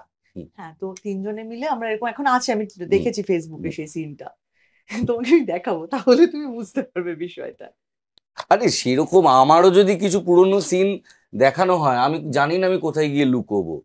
কারণ দেখ, একটা জিনিস বুঝতে, মানে আমরা যেটাকে স্বাভাবিক অভিনয় বলি, সেটাও তো অনেক হ্যাঁ কষ্টার্জিত। ছিল ঠিক, কিন্তু মনও ছিল না আমার, আমি ভাবতাম যে একটুখানি নামটাম হবে, হুম। এটা বিশাল কিছু ব্যাপার হয়ে যাবে এটা এরকম আর কিছু বদলালো ভাবতাম না। কবে? বদলালো হচ্ছে তোমার 2008 সাল থেকে, হুম। ঠিক আছে, তখন আমি রাজপথ বলে একটা সিরিয়াল করি। রবিনের। রবীন্দ্র না, এটা হচ্ছে তোমার রাজপথের অ্যাকচুয়ালি অনেকবার হ্যাঁ, ডিরেক্টর ডিরেক্টর চেঞ্জ চেঞ্জ হয়েছে। হয়েছে, যা হয়। রাজীব দা ছিল, হ্যাঁ। রাজীব দা একবার ছিল, তারপরে সুশান্ত দা হুম, ছিল, মানে অনেকে হুম, হুম। পরপর জয়দা বলে একজন ছিলেন, মুখার্জি জয়দা। জয় সারনেম আমি জানি না, হ্যাঁ, তো হ্যাঁ, হ্যাঁ। মানে বয়স্ক বাপিদা, বাপিদা। বাপিদা রাইট। তো এরকম অনেকবার চেঞ্জ হয়েছে, ফাইনালি বোধহয় জয়দাই শেষ করেছিলেন। তো সেখানে মৌমিতা দি, তোমার প্যাট দা, হুম, ভাস্কর দা, এরকম সব বড় বড় সব অভিনেতা অভিনেত্রী সেই সময় টেলিভিশনের একদম। হুম, আর তো আমার এটা ছিল হচ্ছে যে আমি পঙ্গু, হুম, আমার ক্যারেক্টারটা ছিল, আর মৌমিতাদি হচ্ছে আমার সৎ মা, যে আমাকে মেরে ফেলতে চায়, মেরে ফেলে পুরো আত্মসাৎ করতে চায় হুম, সম্পত্তি, এরকম একটা ব্যাপার। আর আমার বর হচ্ছে, আমার বর বিয়ের দিনই মারা যায়, মানে হুম, আমার হচ্ছে এরকম একটা কপাল আর কি, তো প্রচুর কান্নাকাটি আর সারাক্ষণই আর কি একটা ভীষণ আর কি নায়িকা, কিন্তু ভীষণ আর কি একটা এরকম মন মরা হয়ে থাকে, কোনো হুইল চেয়ার, তো কোনো হুম। রকমের কোনো কিছু নেই আর কি, তার জীবনে কোনো স্বাদ আহ্লাদ নেই, এরকম একটা ব্যাপার। তো সেইটা করতে করতে আমার তখন আমি একটা ভিতর থেকে তোমার তৈরি হয়েছে যে আমি যেখানে পৌঁছতে চাইছি আমার মনটা, কিন্তু সেটা আমি ডায়লগ দিয়ে বা শরীর দিয়ে আমি সেখানে পৌঁছতে পারছি না। এইটা আমার প্রথম একটা ক্ল্যাশ তৈরি হওয়া শুরু হলো, যে আমার মন একটা করতে চাইছে, কিন্তু আমি সেই মনটা দিয়ে পৌঁছতে পারছি না ওই জায়গাটায়। কিংবা ধরো আমি ইমোশনটা আগে এতটাই জেনারেট হয়ে কি যাচ্ছে মনে আমার, হচ্ছে এতদিন একটা স্তর অব্দি পৌঁছেছিলাম, এবার আমাকে আরেকটু খাটতে হবে আর একটা স্তরে পৌঁছতে, এরকম কিছু? খাটতে হবে নয়, মানে ধরো আমি বলছি একটা সিন আমার আছে যেখানে হয়তো আমার উপর টর্চার করা হচ্ছে, সিরিয়ালে যেরকম স্ক্রিপ্ট আছে এরকম সেখানে আমাকে টর্চার করা হচ্ছে, সেখানে আমি কাঁদছি, তারপরেই হয়তো আমার বয়ফ্রেন্ড যে ছেলেটি আমাকে পছন্দ করে সে নায়ক ঢুকছে, তো এই যে কান্নাকাটি করছি, করার পরেই তারপরে যে ইমোশনটা আস্তে আস্তে আবার একটু অন্যদিকে যাচ্ছে, যেটা আমাদের জীবনে হয়, হুম, কিন্তু সেইটা আমি যখন জীবনে তো আমাদের কিছু শিখতে হয় না, সেটা তো আমার অটোমেটিকলি হয়, কিন্তু ক্যামেরার সামনে অতবার কাটস, অতবার কিছু, এই যে টেকনিক্যালিটি এবং ইমোশন, এই দুটোর এবং যে পরের ব্লেন্ড, শট আগে, আগের শট আগে শট পরে, পরে। এইটা যে পুরো ব্যাপারটা, সেইটা আমি বুঝতে পারছি যে আমি একটা করতে, আমি যখন বাকিদের দেখছি, মৌমিতা দিকে দেখছি, ভাস্কর দাকে দেখছি, তখন আমি দেখছি যে তারা কিভাবে জিনিসটা করছেন, আমি কিছুতে এটা করতে পারছি না। হুম আমি তার আগে আমি দেখেছিলাম হচ্ছে তোমার ওই ছবিটা বলো, শুভ মহরত। হুম শুভ মহরতে একটা আছে, সংলাপ আছে, যেখানে শর্মিলা ঠাকুর বলেন যে আমি কোনোদিনও গ্লিসারিন ইউজ করিনি কান্নার সিনে। হুম আমার সবসময় কান্নার সিনে আমার রেকর্ডার থাকতো, আমি সবাই জানতো, ফ্লোরে সাইলেন্ট হয়ে যেত, আমি গানটা শুনতাম, হুম তারপরে আমি বলতাম চলো, হুম চোখে জল চলে হুম। আসতো। তো এইটা শুনে তো আমার মনে হয়েছে এই তো, এই তার টিপস পেয়েছি আমি। ঠিক আছে, তো আমি তো সারাক্ষণ, তখন তো এইসব ছোট ছোট ফোন, তো ফোনে গান শুনছি, সে তো শর্টে যাবো কি, তার আগে আমি কেঁদে কেঁদে আমার সব ইমোশন এমনি বেরিয়ে গেছে। আর যখন যাচ্ছি ফ্লোরে তখন তো ড্রাই, ড্রাই। ঠিক আছে, তখন তার কোনো ইমোশনই বেরোচ্ছে না, কান্নাটা তো নেই হ্যাঁ তখন। হ্যাঁ, তো মহা মুশকিল, কিছুতেই কিছু হচ্ছে না আর কি। তো এইরকম করতে করতে এই যে একটা সার্চ শুরু হলো আমার হুম সবকিছু, মানে সেই সার্চ তখন আস্তে আস্তে, তার আগে অব্দি আড্ডা, কি যা ধরো রোজগার করছি, যেটুকুনি টাকা পয়সা আসছে, সেই টাকা পয়সাটা হয়তো বাড়িতে একটু কিছু, মাকে একটা কিছু কিনে টিনে দিলাম, এসব করলাম, আর বেশিরভাগটা এটা ওটা খেয়ে খরচা করে ফেলছি। ঠিক আছে, আমি হুম। আমার বন্ধু বান্ধবদের মন জিনিসে ঢুকছি। ও হোটেল খুলছি। হ্যাঁ, সেই টাকাটাও অনেকটা নষ্ট হয়েছে হ্যাঁ, আমার। তুই হঠাৎ মাথায় ঢুকেছিল কেন হোটেল খুলবো? সেটা কোন সময়, কোন বয়সে? সেটা ওই ওই ওই এই ফেজটাতেই, একদিন প্রতিদিন একদিন প্রতিদিনের পরেই পরেই? ওটা, হ্যাঁ, ওই ফেজটাতে আমার মনে হলো যে একটা কিছু করা উচিত। ঠিক আছে, বাঙালির ব্যবসা করা উচিত। হ্যাঁ এরকম একটা মনে হলো, নামও একটা এরকম দেওয়া হলো।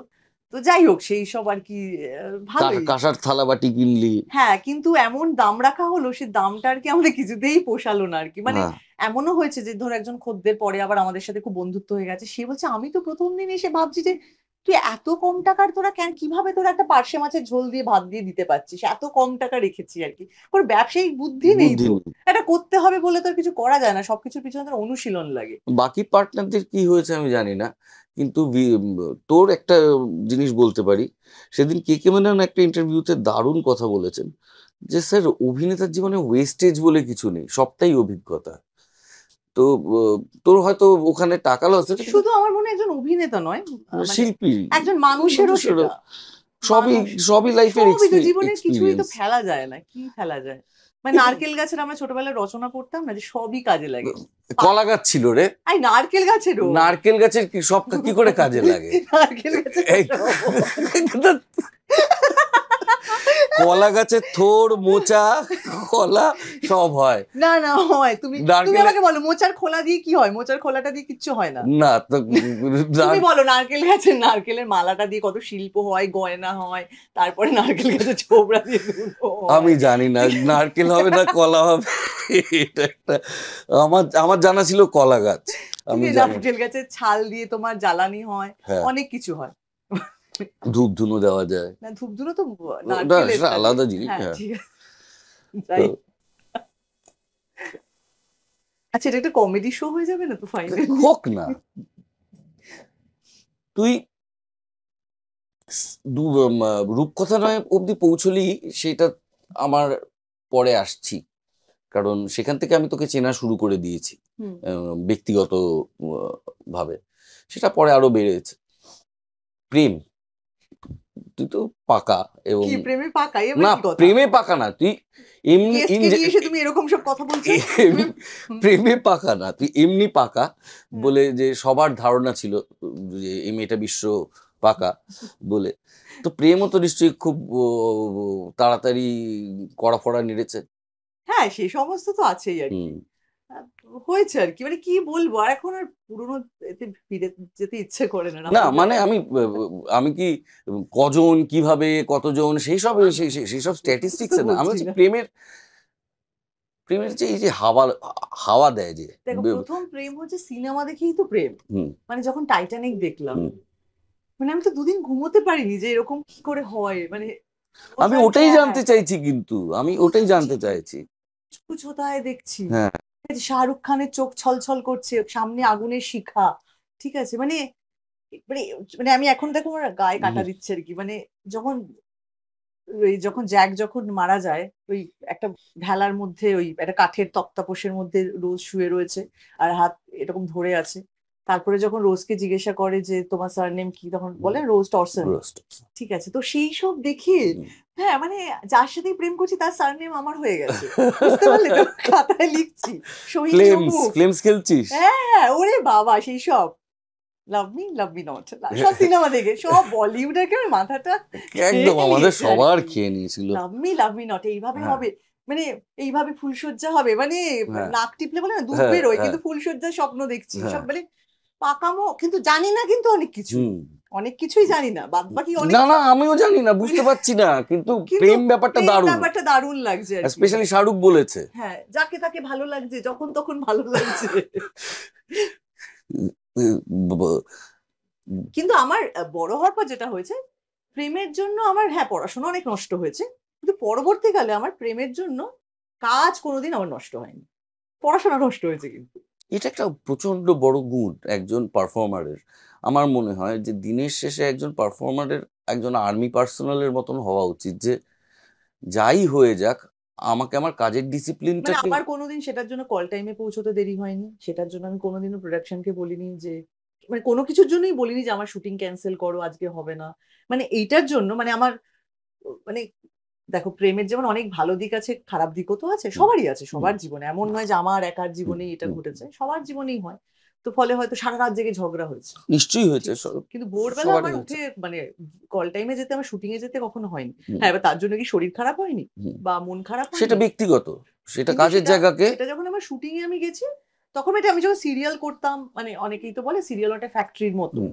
কিন্তু আমি কিন্তু সিরিয়াল যখন করেছি, আমি আমার সিরিয়ালের কাজটা আমি খুব মন দিয়ে করেছি, আর আমি তো এখনো চরিত্রটা করি, তাই মন দিয়েই করি। মন দিয়ে করেছি, এবং আমার সমস্ত কিছুই শেখা, টেকনিক্যালিটিস বিশেষ করে এই যে যারা যারা বললাম, অনিন্দ্য ব্যানার্জি, অনিন্দ্য সরকার, মনীষ দা তো একদম প্রথমে, তারপরে রবি ওঝা, আরো অনেকে, হুম। স্বর্ণেন্দু দা, এবং সবার থেকেই আর কি শেখা।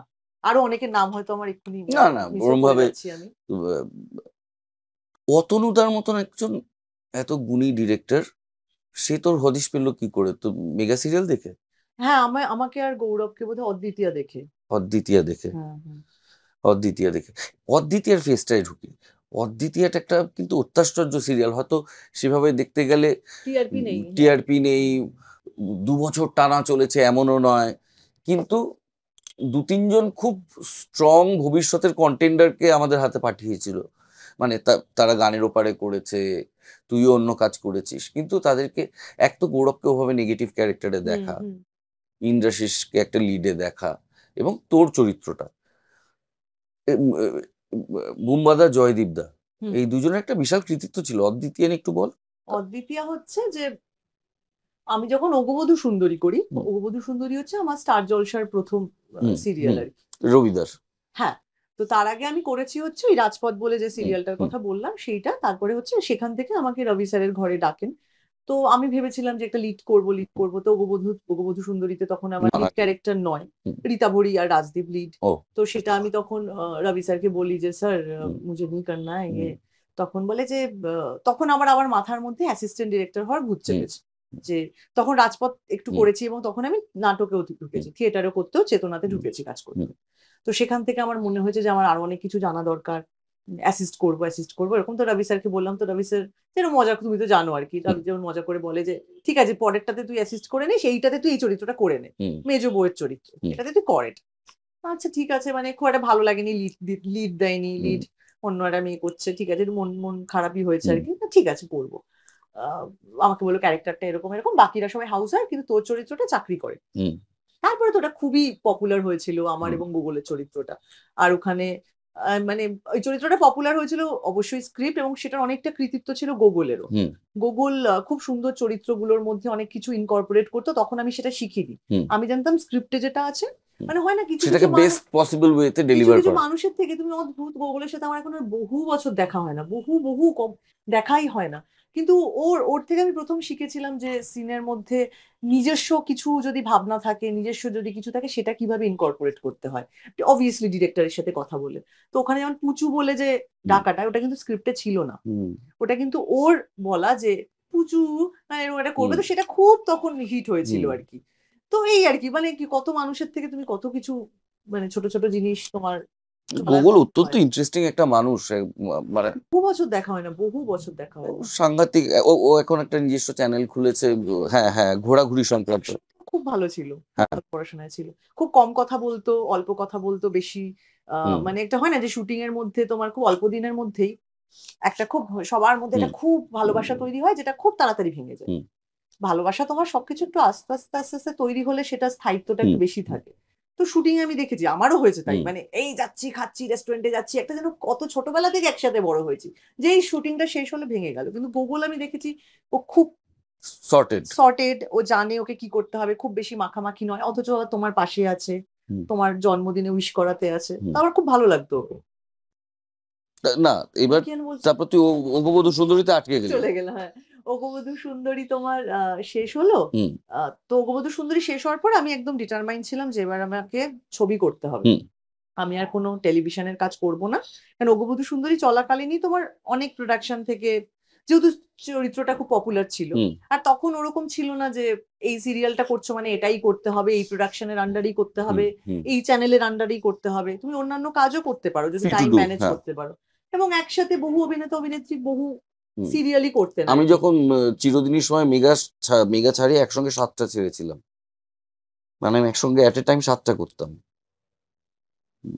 আচ্ছা, কারণ তখন সেটা সম্ভব ছিল, মানে মাসে 2-3 দিন মানে করে লিড করতে কটায়? লিড করতাম শুধু, মানে খেলা মানে খেলাতে তুমি লিড করতে, কিন্তু অন্যান্যতে আর তুমি মোহনাতেও সেটা আমার মাসে 5 দিনে মোটামুটি শুট হয়ে যেত, আর খেলাও শুট হয়ে যেত। বেসিক্যালি সবটাই আমার ইন্দ্রপুরী আর 13 নম্বরের মধ্যে ছিল, বাপরে। আর ভারতলক্ষ্মীর মধ্যে ছিল, তো সবটা হয়ে যেত। কিন্তু যাকগে, তারপর অতনুদা অব্দি খেলার পৌঁছলো। পরেই তোমার রাজপথ এসেছিল, আর ওই রাজপথের ট্যাগলাইনটা ছিল খেলা এবার আরো বড়। আচ্ছা ওই রাত 9টার এ ছিল আর আচ্ছা কি, আচ্ছা আচ্ছা। স্লট ছিল। তো এবার অগবধূ সুন্দরীর পর তোমার আমার মনে হলো যে লিড করতে হবে, অনেক মাস তখন বসে আছি। উম, তখন ভাড়া বাড়িতে, আমি তখন কলকাতায় শিফট করে হুম। গেছি আমি হুম। এর মধ্যে। কলকাতায় শিফট করে গেছি, ভাড়া বাড়িতে থাকছি, আর আমার মনে কোন হলো যে এরিয়ায়? কোন ইয়ার, কোন এরিয়ায়? কোন এরিয়া যেখানে থাকি এখন, থাকি ওই আচ্ছা, এরিয়াতে, ওকে। ওইখানে তোমার ওই অজয়নগর ওই চত্বরটাতে মুকুন্দপুর। তারপরে আমার মনে হয় ছবি করবো, টাকা পয়সারও একটা ব্যাপার আছে, ছবি করব ছবি করব। তো একজনের সাথে কথা টথাও বলছি, একজনের সাথে কথাও বললাম। আহ, তিনি একজন পরিচিত অভিনেতা, পুরনো, মানে অনেক দিন ধরে কাজ করছেন এখন, সিনিয়র একজন অ্যাক্টর, তিনি একটা ছবি করবেন ঠিক করেছেন। তো আমি দেখা করতে গেলাম, সুচিত্রা ভট্টাচার্যের নীল ঘূর্ণি উপন্যাসটা নিয়ে কাজ করবেন। তো আমি তো সাথে সাথে পড়ে টরে গেলাম, হুম। হোমওয়ার্কটা তো করে যেতে হবে, গেলাম কথা বলতে। দারুণ উপন্যাস, হ্যাঁ, প্রফেসরের সাথে প্রেম। প্রফেসরের সাথে প্রেম, কথাও হলো।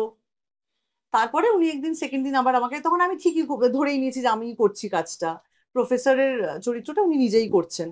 তো হঠাৎ করে আমাকে তখন বললেন যে একটা মানে বিকিনি শুট, মানে বিকিনি শুট না সরি, মানে শুটিং এ বিকিনি পড়তে হুম। হবে। তো আমি তো উপন্যাসটা পড়ে ফেলেছি, ওরকম তো কিছু নেই। তো বললো এটা মানে সিনেমাটিক একটা ব্যাপার দেখানোর জন্য, যে দুজনে মিলে একটা সমুদ্র সৈকতে গেছে, হুম। এরকম একটা কিছু। তো তখন মানে তখন আমার আই থিঙ্ক অত ইনহিবিশন ছিল, হুম। মানে তখন আমার বিকিনি পরার মতো চেহারা ছিল, হুম। কিন্তু ইনহিবিশন হুম। ছিল। এখন আমার বিকিনি পরার চেহারা নেই, কিন্তু এখন ইনহিবিশনটা নেই, হুম। দুটোর একটা অদ্ভুত তৈরি হয়েছে আর কি। তো তখন এলাম না বিকিনি পড়তে হবে, আর আমার তখন হচ্ছে যে আমি খুব রিজিড আর কি, যে হুম। উপন্যাসে নেই এরকম একটা হুম। গল্পে আমি কেন পড়বো। খুব পাকা ছিলি সত্যি, মানে। ঠিক আছে, হ্যাঁ। উপন্যাসে নেই, আমার তো পড়ার কথা নয়, আমি তো পড়বো না। এবার এটা শুনে উনি আমার উপর মারাত্মক রেগে গেলেন, হুম। মানে আমি ফোনেই বলেছিলাম, সামনে ছিলাম না, ভাগ্যিস কি দাদা ছুড়ে টুড়ে মারতো আমায়। আমি বললাম যে না, এটাতে আমার আপত্তি আছে, ঠিক আছে, কোনো ছবি নেই কিন্তু, এমন হুম। না যে 10টা ছবি সাইন করে বসে হুম। আছি। তো আমি বললাম যে এটা আমি করবো না, মানে এখন এখনো যদি হয়, আমার যদি মনে হয় যেটা অপ্রয়োজনীয়, আমি এখনো করবো না। হুম। মানে আমি কেন করতে যাবো হুম। অহেতুক, হুম। মানে যে কোনো কিছু, একটা পোশাক, যাই কিছু আসুক না কেন, একটা মুখ কস্টিউম, তার কস্টিউম তো কারণ থাকতে চরিত্রের হবে, জন্য, একটা তার একটা কারণ। কারণের জন্য, মানে হঠাৎ করে তো একটা শুধুমাত্র মানে তাহলে তো হুম। মানে, মানে তাহলে সেটা খালি আইটেম ডান্সের মতো হয়ে যায় আর হুম। কি। হুম। তো সেটা আমি ওখানে না করলাম, আর সেই সময় আমাকে অদ্বিতীয়ার জন্য অনেকদিন ধরে ওরা অডিশন নিচ্ছিল। তো আমারও অডিশন আর কি হলো, আমি সেই অডিশনটা আমি দিয়েছিলাম আর কি অনেকদিন আগে, হুম। ছবিটা সিলেক্ট হওয়ার আগে। তো আমি তখন বুম্বাদার ওখান থেকে আমাকে ডাকা হলো, বুম্বাদা নিজেই ছিলেন, আমাকে বুম্বাদা বললেন, এবং বুম্বাদাকে আমি না বললাম জানো, যে আমি সিনেমাটা করবো, আমি সিরিয়ালটা করবো না, আমি না করে চলে এসেছি। হুম। আর বুম্বাদা তো শুনেছি, উনি তো সিনিয়র হুম। মানুষ, উনি জানেন কোন ছবির কি কতটা হুম। ভবিষ্যৎ, এক্ষুনি আমাকে বললেন যে তুই ছবিটা করিস না, মানে তুমি ছবিটা করো না, তুমি সিরিয়ালটা করো, এতে তোমার ভালো হবে বলে টলে। আবার তারপরে আমার এই ভদ্রলোকের সাথে আমি ঝগড়াও করে ফেললাম, মানে ঝগড়া হুম করলাম, মানে বকুনি খেয়ে নিলাম আর হুম কি, হুম। করবো না বলে। তারপরে আবার আমি একটু ওদের সাথে আবার খোঁজ খবর, মানে একটু আবার যোগাযোগ করলাম, তখন ওরা নায়িকা পায়নি, ওরা প্রচুর অডিশন দিয়েছে কিন্তু তখনও নায়িকা পায়নি। তো তখন আমি সিলেক্টেড হয়ে অদ্বিতীয়া শুরু করলাম। অদ্বিতীয়াতেই তোকে দেখলো অতনুদা? হ্যাঁ, আমি তো তাই জানি। হুম। না, তার আগে অতনুদার কিছু দেখার সেরকম কোনো কারণ নেই, মানে আমাকে আর গৌরবকে যখন একসাথে কাস্ট করেছিল, আই থিঙ্ক সেটা অদ্বিতীয়া দেখেই করেছিল। এবং ঘটনাচক্রে সেটা আমার আমারও আমিও সেই মানে সেই সিনেমার একটা পার্ট। অত্যাশ্চর্য কাস্টিং, সৌমিত্র চট্টোপাধ্যায়, তুই, গৌরব চক্রবর্তী, রাধিকা আপ্টে, কৌশিক সেন, আমি, ভাস্কর দা, এবং খুব ভালো ছবি। এবং তোর শাশুড়ির রোলে মিঠুদি অনবদ্য। কিন্তু তোর ক্যারেক্টারটা তুই বল না একটু, রূপকথা নয় তোর প্রথম ছবি, ওরকম একটা চরিত্র যে বিয়ের পর বরের থেকে পালিয়ে একটা 5 স্টার হোটেলে গিয়ে চলে গেছে। কি মজা। কি আশ্চর্য চরিত্র, আশ্চর্য জার্নি ছিল। আমার এত কাজ আমি ধরো এত বছরে করেছি, কিন্তু ওই চরিত্রটা আমার বড় খুব মিষ্টি, খুব মিষ্টি, মিষ্টি। খুব ভালো তোদের লেগেছিল পুরো করতে। ট্র্যাকটাই মানে একদম মিষ্টি মিষ্টি ট্র্যাক একটা ছিল। হ্যাঁ, মানে ওটাই একটা আলাদা একটা ছবি হয় ওই হ্যাঁ ট্র্যাকটা হ্যাঁ নিয়ে। হ্যাঁ। মানে ওই ট্র্যাকটা মনে হচ্ছিল আরেকটু আরেকটু যদি পেতাম। গানগুলো খুব সুন্দর ছিল। খুব সুন্দর ছিল। আমার মনে আছে তুমি যখন ছবিটা রিলিজ করলো, এ হলো তোমার প্রিয়াতে হয়েছিল না? প্রিয়াতে হলো, প্রিয়াতে প্রিমিয়ার হলো, প্রিমিয়ার হলো। তখন বোধহয় সহজ আসবে, সহজ আসবে। তাই না? হ্যাঁ হ্যাঁ প্রিয়াঙ্কা এসেছিল। প্রিয়াঙ্কা তখন একদম গোলু মোলু একদম মিষ্টি। প্রিয়াঙ্কা, তুমি বললে প্রিয়াঙ্কারও খুব ভালো লেগেছে তোকে। হুম তারপর তুমি আমাকে একটা মেসেজ করেছিলে হুম। ক্যাল টাইমস এর একটা রিভিউ দেখে, আচ্ছা। আমার প্রশংসা করেছিল আমার আর গৌরবের, সেটা দেখে তুমি আমাকে একটা মেসেজ, তোমার হয়তো মনে নেই, হ্যাঁ, তুমি আমাকে মেসেজ করেছিলে। আমার তোকে প্রথম মনে পড়ছে যে তোকে আমি দেখেছি আমাদের ছবি তোলার সেশন হচ্ছে রূপকথা নয়, তুই আমার মজা লেগেছিল, তুই তোর পেট নিয়ে এসেছিলিস। কি? কুকুর। ও বেশি। পেট। আরে বাবা, একটা মানুষ তার পেট ছাড়া এমনিতে আসবে কি করে?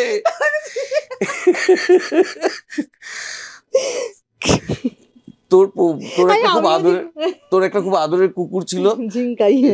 ঝিঙ্কাইকে নিয়ে তুই আসিস নি লুকসেটি যা হসপিটালে ছিল। হ্যাঁ, তাহলে আমি বলেছি তোর তোর পেট নিয়ে গেছিস, তাতে এত চমকে যাওয়ার কি আছে? তো রূপকথা নয় হলো, এবং আমি যাদের যাদের যারা যারা রূপকথা নয় দেখেছিল তাদের কাছে তুই একটা রিভিলেশন ছিলি। কিন্তু তারপর সেই বছর ফড়িং করলি, সেই বছর তোর ফড়িংও রিলিজ করলো।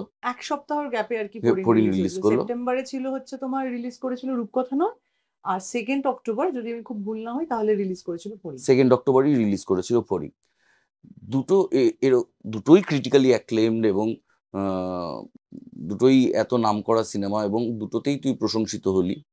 তার পরের বছর কোনো কাজ দেখছি না, একটা গ্যাপ দেখছি, কেন? সেই সময়টা কি হলো? আর কেউ ডাকেনি আর কি তখন। হুম। এটা ছিল তুই 2013-তে হুম রিলিজ হুম করেছিল।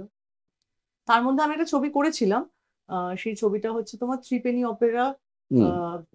নিয়ে একটা জুজু, তুমি এঁকেছো না, যুধাজিৎ সরকার, টিআই এর টিআই পাস আউট ডিরেক্টর, হ্যাঁ। যুধাজিৎ দা একটা ছবি করেছিল, ছবিটার নাম ছিল কলকাতার কিং কোম্পানি। হুম ঠিক আছে, সেখানে অনির্বাণ ছিল, মানে কৌশিক দার করার কথা ছিল, হুম কৌশিক সেন। তো লাস্ট মোমেন্টে কৌশিক দা করেননি ছবিটা, তো সেখানে অনির্বাণ তখন ছবিটা করলো, তো সেখানে আমি একটা চরিত্র করেছিলাম, কিন্তু সেই ছবিটা রিলিজ করেনি আর কি, মানে আমিও ছবিটা বোধহয় জুজু পরে দেখিয়েছিল নিজের হুম বাড়িতে বা এরকম, আমি সেই ছবিটা দেখিও নি। হুম। আর তার অনেকদিন পরে আমাকে ওপেনটির জন্য অনিন্দদা ওই চরিত্রটা করতে বলে, আর সৃজিত দা ডাকে হচ্ছে রাজকাহিনীর জন্য। হুম। কিন্তু এই এই সময় তোর মনে হচ্ছে না? আমি জানি যে তোর সবসময় তুই সিনেমাটাকে বড় করে দেখিস, কিন্তু ওই যে আমি লিড করব, সেখান থেকে ওপেনটিতে খুবই সুন্দর চরিত্র, কিন্তু ওপেনটিতে সেন্ট্রাল সেন্ট্রাল প্রোটাগনিস্ট তুই নোস। হ্যাঁ, কারণ ছবিটার যে গল্প সেই বয়সটা আমার নয়। নয়। আর আহ, আহ, কিন্তু মিষ্টি একটা ট্র্যাক, অম্বরীশদার সাথে সুন্দর একটা মজার ট্র্যাক। আবার তুই রাজকাহিনীতে আরো 9 জনের সাথে। হ্যাঁ, সেইটা আমি সৃজিতদাকে জিজ্ঞাসা করেছিলাম। আমি আরেকটা কথা যেন বলেওছিলাম, পার্নোর চরিত্রটা, হুম গোলাপের চরিত্রটা আমার খুব পছন্দ হয়েছিল, হুম মানে স্ক্রিপ্ট শুনে তো বুঝতে পারি হুম যে কোন হুম। চরিত্রটা কোথায় গিয়ে জার্নি হবে। হ্যাঁ স্ক্রিন প্রেজেন্সটা কতটা চরিত্রটার গুরুত্ব কতটা ছবিতে। তো সেইখান থেকে আর কি হুম একটা লোভ তো জাগেই। তো আমি সৃজিতদাকে জিজ্ঞাসাও করেছিলাম যে কেন তুমি আমাকে ওটা দিলে না ওই চরিত্রটা, তখন বললো যে দেখ তুই তো, তখন পার্নো অনেক বেশি ছবি করেছে, হুম অনেক বেশি মানে কি বলবো এস্টাবলিশড একজন অ্যাক্টর হুম টলিউড হুম ইন্ডাস্ট্রিতে, তো সেই জন্য পার্নোকে ওই চরিত্রটা দেওয়া হয়। এবং আমার চরিত্র কিন্তু আমি, আমার চরিত্রটা যেটুকুনি ছিল আমি সেটার জন্য খুব খেটেছিলাম। আহ, মানে আমার দিক থেকে মানে আমার কোনো কিছু নিয়ে অত নেই, মানে আফসোস হয় না। হুম ঠিক আছে, আমার মনে হয় যে ঠিক আছে, মানে ওই যে তুমি বললে কোনো কিছুই তো ফেলা যায় না। হুম তো আমি সিদ্ধান্ত আমি সবসময় খুব বুঝে শুনে নিই, মানে আমাকে দেখে খুব ইম্পালসিভ মনে হয় কিন্তু আমি আহ, প্রেম বাদ দিয়ে কাজের সিদ্ধান্ত ঠিকঠাকই নেওয়ার মানে চেষ্টা করেছি এবং আমার মনে হয় আমি নিয়েছি তাই। হুম আচ্ছা মানে আমার রাজকাহিনীর হাত ধরে আমার এসবিএফ এর সাথে তারপরেই পরপর কাজ শুরু হয় কাজ আর কি। শুরু হ্যাঁ হলো মানে ওই চরিত্রটা আমি তারপরে আমার মনে হয়েছিল যে এটা একটা মানে ইম্পর্টেন্ট ছবি হবে। হুম আহ, তো সেখানে আমার হয়তো খুব ছোট একটা অংশ, কিন্তু সেটা আমি আমার মতো করে যতটা চেষ্টা করে করব। তো এই ছবিটা একটা পার্ট হলাম, এটাই একটা বড় ব্যাপার বলে আমি তখন সেই মুহূর্তে এটা ভেবেছিলাম। তুই তখন একটা কথায় কথায় বললি যে রবিদার সঙ্গে কথা বলছিলিস যখন, সেই সময় তোর মাথায় অ্যাসিস্ট্যান্ট হওয়ার ভূত চেপেছিল। তো অ্যাসিস্ট্যান্ট হওয়ার ভূত চেপেছিলটা আমরা তখন বলি যখন সেটা নেমে যায়, কিন্তু তোর তো সেই ভূত আখেরে নামেনি, কারণ তুই তো তারপরে প্রজেক্ট, বিভিন্ন প্রজেক্টে অ্যাসিস্ট করেছিস, অন্তত বিভিন্ন প্রজেক্টে মায়ের করিনি, জঞ্জাল, মায়ের জঞ্জালে করিনি, আমি ভালোবাসার শহরে কবিতাকে ভালোবাসার অ্যাসিস্ট শহর, করেছি। হ্যাঁ হ্যাঁ হ্যাঁ, ভালোবাসার শহরে সেটা আমি কবিতাকে মানে অ্যাসিস্ট করে। সেটাও যেচে পড়ি আর কি কবিতাকে, যে আমি এই সময় থাকবো তোমার সাথে, হুম তুমি বলো। তো কবিতা আমাকে দুটো ডিপার্টমেন্টের অপশন দিয়েছিল, একটা হচ্ছে কস্টিউম আর একটা হচ্ছে আর্ট। হুম তো আমার আর্টের প্রতি ঝোঁক বলে আমি, আমার সবসময় আমি কস্টিউমের থেকে আমি আর্টের দিকে যাই আর কি। হুম তো অ্যাসিস্ট্যান্ট আর্ট ডিরেক্টর হিসেবে আমি এই ছবিটায় কাজ করেছিলাম। আচ্ছা, কেমন লাগলো? মানে বাবা রে, মানে সে ধর ভালোবাসার শহর তো একটা শর্ট ফিল্ম, হুম আমি যদি খুব ভুল না করি হয়তো 6-7 দিনের একটা ছবি। হুম আর কবিতা তার সাথে রেকি করা এগুলো সবেতেই আমি হুম ছিলাম।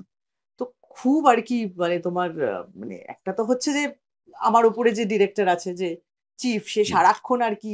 আর তার আগে সুজয়দার সাথে আমি কিন্তু বোরিং করেছি, হুম সেখানে যথেষ্ট প্যাম্পার করা, যা যা এও একজন করার, হিরোইনকে যা হিরোইন যা করার। যা করা সব করেছে, কিন্তু ওখানে সুজয়দা আর কি একদম পরের সেটটা রেডি আছে, সৈনি কটা বাজে এখনো কেন হয়নি। আমি 6-7 দিনে আমার প্রায় 2-3 কেজি ওজন কমে গেছিল। ঠিক আছে, তো তারপর থেকে অ্যাসিস্ট করার পরে মানে আমি, আমার মনে হয়েছিল যে আমরা বলি না ফ্লোরেল এই যাচ্ছি যা, হুম আচ্ছা চাটা শেষ করি, হুম আচ্ছা অমুক করি। তারপর থেকে আমি আর ওই জিনিসটা আমার একটা শিক্ষা যে কোনো সময় আর কাউকে দাঁড় করিয়ে রাখবো না। মানে আমি সারাক্ষণ মানে ঘুমোই যাই করি না কেন, আড্ডা মারি না কেন, কিন্তু রেডি হয়ে কস্টিউম পরে নিজের পার্টটা পরে মুখস্থ করে তারপরে আমি বসবো আর কি। তো সেইটা আমার একটা শিক্ষা আর কি, ছবি মানে এই ছবিটা করার পর, অ্যাসিস্ট করার পর। কিন্তু আমি ভালোবাসা শহরের ছোট্ট রোলও করেছিলাম। হ্যাঁ হ্যাঁ, সে তো সেটাও দেখেছি। আমার খুব হ্যাঁ সেটাও যে কবিতাকে বললে যে হুম কবিতা মানে ধরো একটা ছোট্ট চরিত্র, সেরকম কাউকে পাচ্ছেন না, হুম কেউ নাম করা কোনো কেউ করবেন হুম না, খুবই হুম ছোট একটা মানে কোনো নামও নেই, হুম পার্লার গার্ল হুম ছবি চরিত্রটার নাম। হুম তো সেখানে কিন্তু আমার খুব মজা লেগেছিল হুম এই চরিত্রটা করে। আর এই চরিত্রটা করার সময় খুব ঠান্ডা লেগেছিল। তো অ্যাসিস্ট করছি, তা কবিতা সেনকে বলেছিল যেদিন আমার সিনটা যে তুমি আজকে কিন্তু বেশি কিছুতে ইনভলভ হয়েও না, ঠিক আছে, একটা পার্লারেই শুটিং হচ্ছিল যে আজকে কিন্তু তোমার সিনটা আছে। আর ফলে আর এমনিতে আমাকে ট্যাপা টুপা দেখতে আর কি, হুম নাক বোচা, ছোট চোখ। তো হুম সেই দিন ঠান্ডা ফান্ডা লেগে তোমার মুখটা আরো এরকম হয়ে আছে, হুম কিন্তু সেটা আমি পরে দেখলাম চরিত্রটার জন্য খুব কাজে দিয়েছে। হুম আর ওরকম তোমার নীল রঙের নেল পলিশ, একটু ওই ধরনের একটা সাজগোজ করিয়েছিল আর কি। হুম। তো তুই ডিরেক্ট করার কথা ভাবিস না? খুব বেগো, আমি ভেবেছি অনেকবার, কিন্তু যখন ভেবে ভেবে পুরোটা ভেবেছি নিজের মাথাতেই, যে বাবা প্রচুর কিছু জানতে হয়, হুম আর প্রচুর কিছু তোমার বা প্রচুর ধৈর্য। জানা মানুষকে ঠিক ঠিক ঠিক জায়গায় যদি অ্যাপয়েন্ট করিস, কেন সম্ভব না? তুই তুমি তো এরকম করে মানে হয়তো হবে কোনোদিনও, কিন্তু ছবি তো একটা তৈরি করা, সেটা আমার নিজেরও একটা, হঠাৎ করে আমি ডিরেক্টর হব বলে তো ডিরেক্টর হওয়া না নয়। না না, যে আমার যদি ভিতর থেকে। ভিতর থেকে আমার যদি মনে হয় যে এই গল্পটা আমি বলতে চাই, হুম এই গল্পটা আমিই বলবো, আমারই লেখা আমারই বলা, আহ, তাহলে আমি হয়তো করবো কখনো। কিন্তু হুম ডিরেক্টর হব বলে একটা ডিরেক্টরের তো একটা ব্যাপার আছে, হুম যে আমি ডিরেক্টর, হুম ঠিক আছে। এবং এই মুহূর্তে ধরো একজন অ্যাক্টরের থেকেও ডিরেক্টরের একটা বড় হুম কি বলবো জায়গা। জায়গা আর কি। হুম তো সেখান থেকে সেটা ভেবে আমি দেখেছি আমার ওটাই, আমি যে নিজেকে সার্চ করি যে ওটার জন্য কি আমি যাচ্ছি করতে, না হুম। আমি সত্যি একটা কিছু গল্প যেটা বলতে চাই, দর্শকের কাছে নিয়ে যেতে চাই বা নিজেও দেখতে চাই, সেটার জন্য যদি মনে হয় তাহলে কোনোদিন করবো। তোর গল্পে বাবা অনেকটা অনুপস্থিত। তুই হুম। যখনই যে গল্প বলিস তোর, আহ, কেন মানে?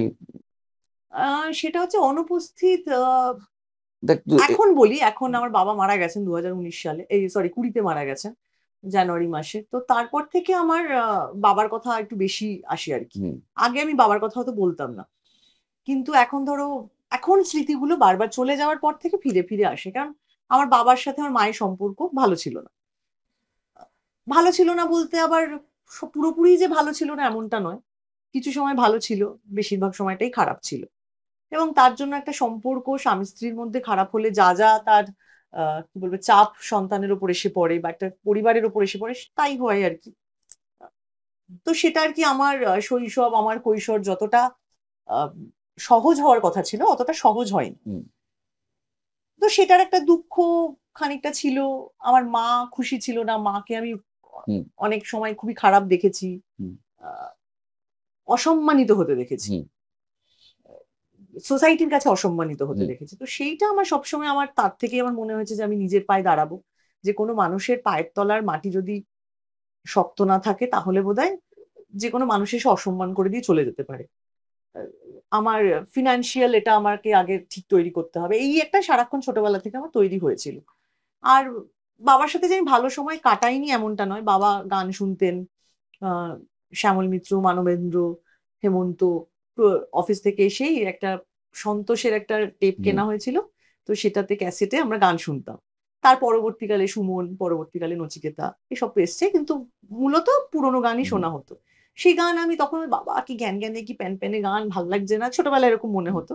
তখন আমি শুনতে চাই হচ্ছে ধরো এ হুম, আর রহমান শুনতে চাই তখন আমি। কিন্তু স্বাভাবিক। হ্যাঁ, সুমন খুব ভালো লাগছে, বুঝতে পারছি না হুম, কিছু কথা, কিন্তু সুমনের গান ভালো লাগছে, মনে হুম, হচ্ছে একটু অন্যরকম হুম, ব্যাপারটা। কিন্তু তখন মানবেন্দ্র শুনছি, কিন্তু পরবর্তীকালে আবার আমি দেখলাম যে হুম, আহ, যেই 30টা এগুলোই বেরোলো ফিরত তখনই আসে। আবার ঠিক ওগুলো এসে। আর এখন আমার তো শ্যামল মিত্র, মানবেন্দ্র শুনলেই খুব বাবার কথা মনে পড়ে। হুম, তো বাবার কথা যে খুব আলাদা করে খুব বলা হয়, আন্ডারলাইন করা হয় এমনটা নয়, কিন্তু আছে মানে হুম, অবহেলায় আছে, কিন্তু উপেক্ষা তো আমি করতে পারবো না।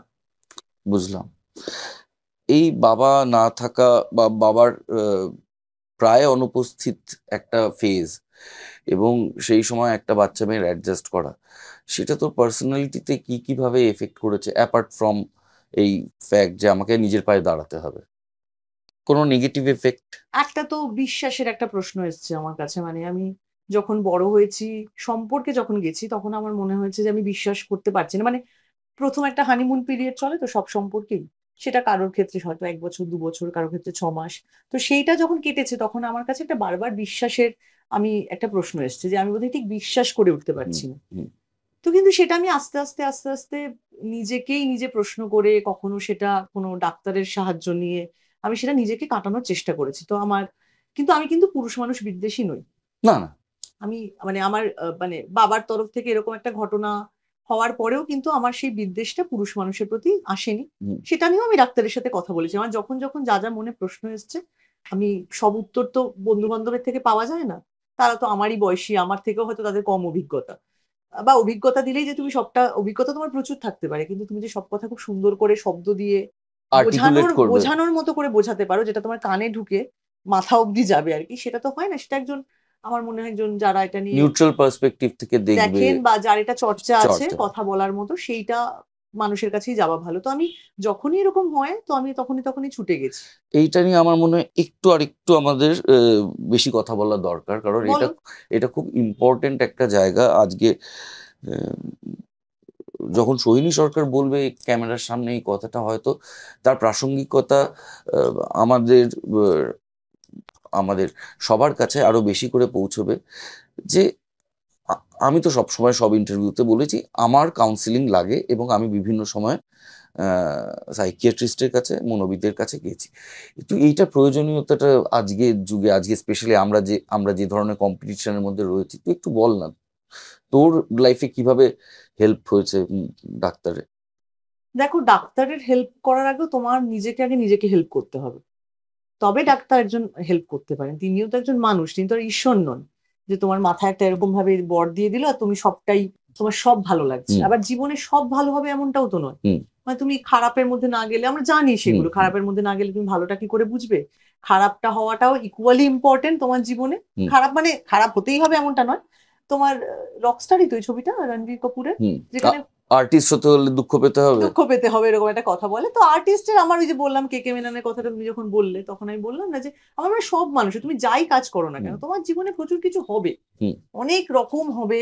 হ্যাঁ, তুমি অপমানিত হবে, তোমার লজ্জা লাগবে, তোমাকে বের করে দেবে, ঠিক আছে, তোমার মনে হবে যে ধরনী দ্বিধা হও আমি ঢুকে যাই, এরকম অনেক কিছু জীবনে, কখনো হয়তো সুইসাইডাল টেন্ডেন্সিও চলে আসতে পারে, আসে তো মানুষের জীবনে।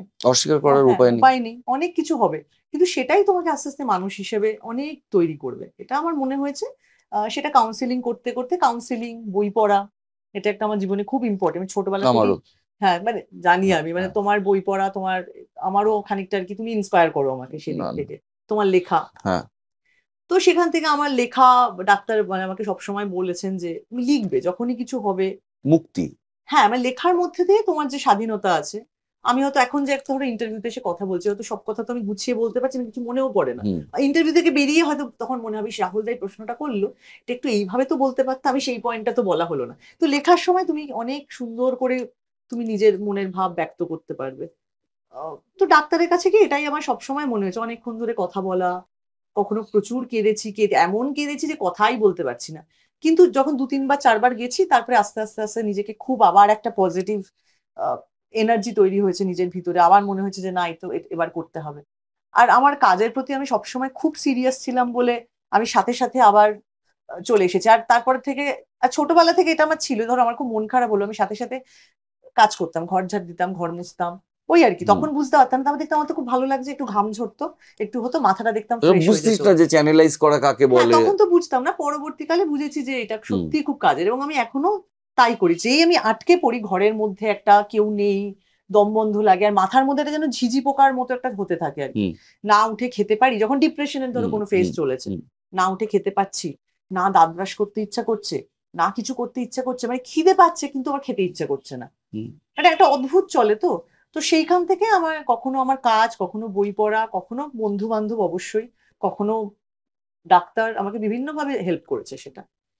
আচ্ছা দেখ, আমি তুই আমরা যেরকম পরিবার থেকে এসেছি, আমরা তো একেবারেই গোল্ডেন স্পুন নিয়ে জন্মাইনি, এবং ইন্ডাস্ট্রিরও লোকজন নই। আমরা এমন মানুষ যে লাঞ্চ কি করবে জিজ্ঞাসা করলে আমারও প্রথমে মনে হচ্ছিল কত দিতে হবে।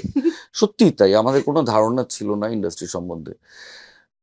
তো তবে একটা কথা তোমায় বলি, এই হ্যাঁ, যে তুমি বলে গোল্ডেন স্পুন, আমি মানে আমার নিজেকে খুব মনে হয় লাকি যে গোল্ডেন স্পুন নিয়ে জন্মাইনি।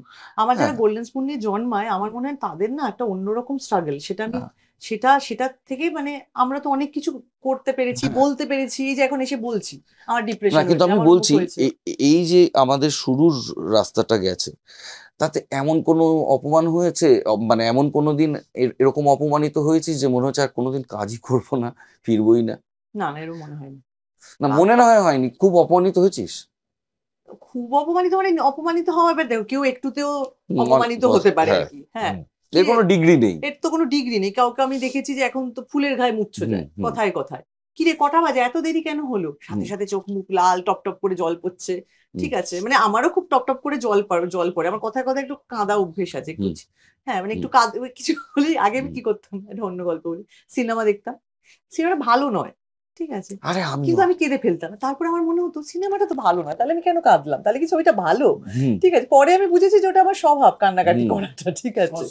হুম, কি রে, হুম, বুঝতে পেরেছি, বুঝতে পেরেছি। হুম। আবার বলতে হবে, আবার বলতে না হবে। না, যতটুকুনি জায়গাতে অসুবিধা হবে না। আচ্ছা ঠিক আছে।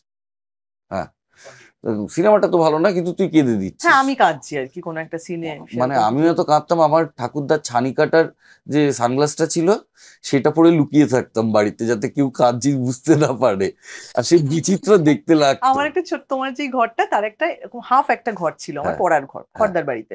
তাতে একটা ছোট চৌকি, একটা ঠাকুরের আসন, একটা আলনা, আর তোমার এটার উপরে একটা বাংকার ছিল। হুম, আগে বাড়িতে হতো না সব জিনিসপত্র রাখার জন্য বাংকার মতো, ঠিক আছে, আর তাতে তোমার, টাইপের আর কি, যেটা হ্যাঁ, হ্যাঁ। বলে। আর তাতে আমার পুরো ওই টিফিনের টাকায় জমানো সচিন, সৌরভ, অজয় জাডেজার সব পোস্টার, টাইটানিক দেখার পর টাইটানিকের পোস্টার, ঠিক আছে, তো এই সমস্ত হুম, পুরো ভরে থাকতো আর কি। তো ওটা ছিল আমার গোসা ঘর, হুম, মা পড়াশোনার ঘর ছিল, আর কিছু হলেই আমি হুম, ওই ঘরটায় ঢুকে বসে হুম, থাকতাম। তো আমার মা নাম দিয়েছিল যে আমাকে যদি কোথাও খুঁজে না পাওয়া যায়, তাহলে বোঝাবে গোসা ঘরে আছি, না হলে ছাদে আছি, হুম, ঠিক আছে। হুম, তো এগুলো সবই অপমানিতর কথা, অপমানিত, হ্যাঁ মানে এখন আর মনে পড়ে না, কিন্তু হয়েছে আর কি একবার সেটে, তোমার দু তিনবার আমি খুব কেঁদেছি। হুম। একবার আমার প্রথম একটা টেলিফিল্ম হয়েছিল, সেই টেলিফিল্মটা কোথাও বেরোয়নি। হুম। আমি আর সমতা অভিনয় করেছিলাম, সমতারই মুখ্য চরিত্র, আমি সমতার বন্ধু। মানে তখন আমি, মা আসতো আমার সাথে, তো সেইখানে আমি কিছুই পারছি না আর কি। হুম। মানে ডিরেক্টরেরও দোষ নেই আর কি, তো যথারীতি বকাবকি করেছেন আর আমি খুব কেঁদেছিলাম। হুম। কিন্তু সেটা অপমানিত আমি বলবো না, যে শেখার একটা প্রসেস শেখার হিসেবে। একটা প্রসেস ছিল, অপমানিত সেটা আমি বলবো না। আরেকবার আমার সাথে একটু ঝামেলাই হয়েছিল, সেটা হচ্ছে তোমার কি জানো স্টুডিওটার নাম, বলো?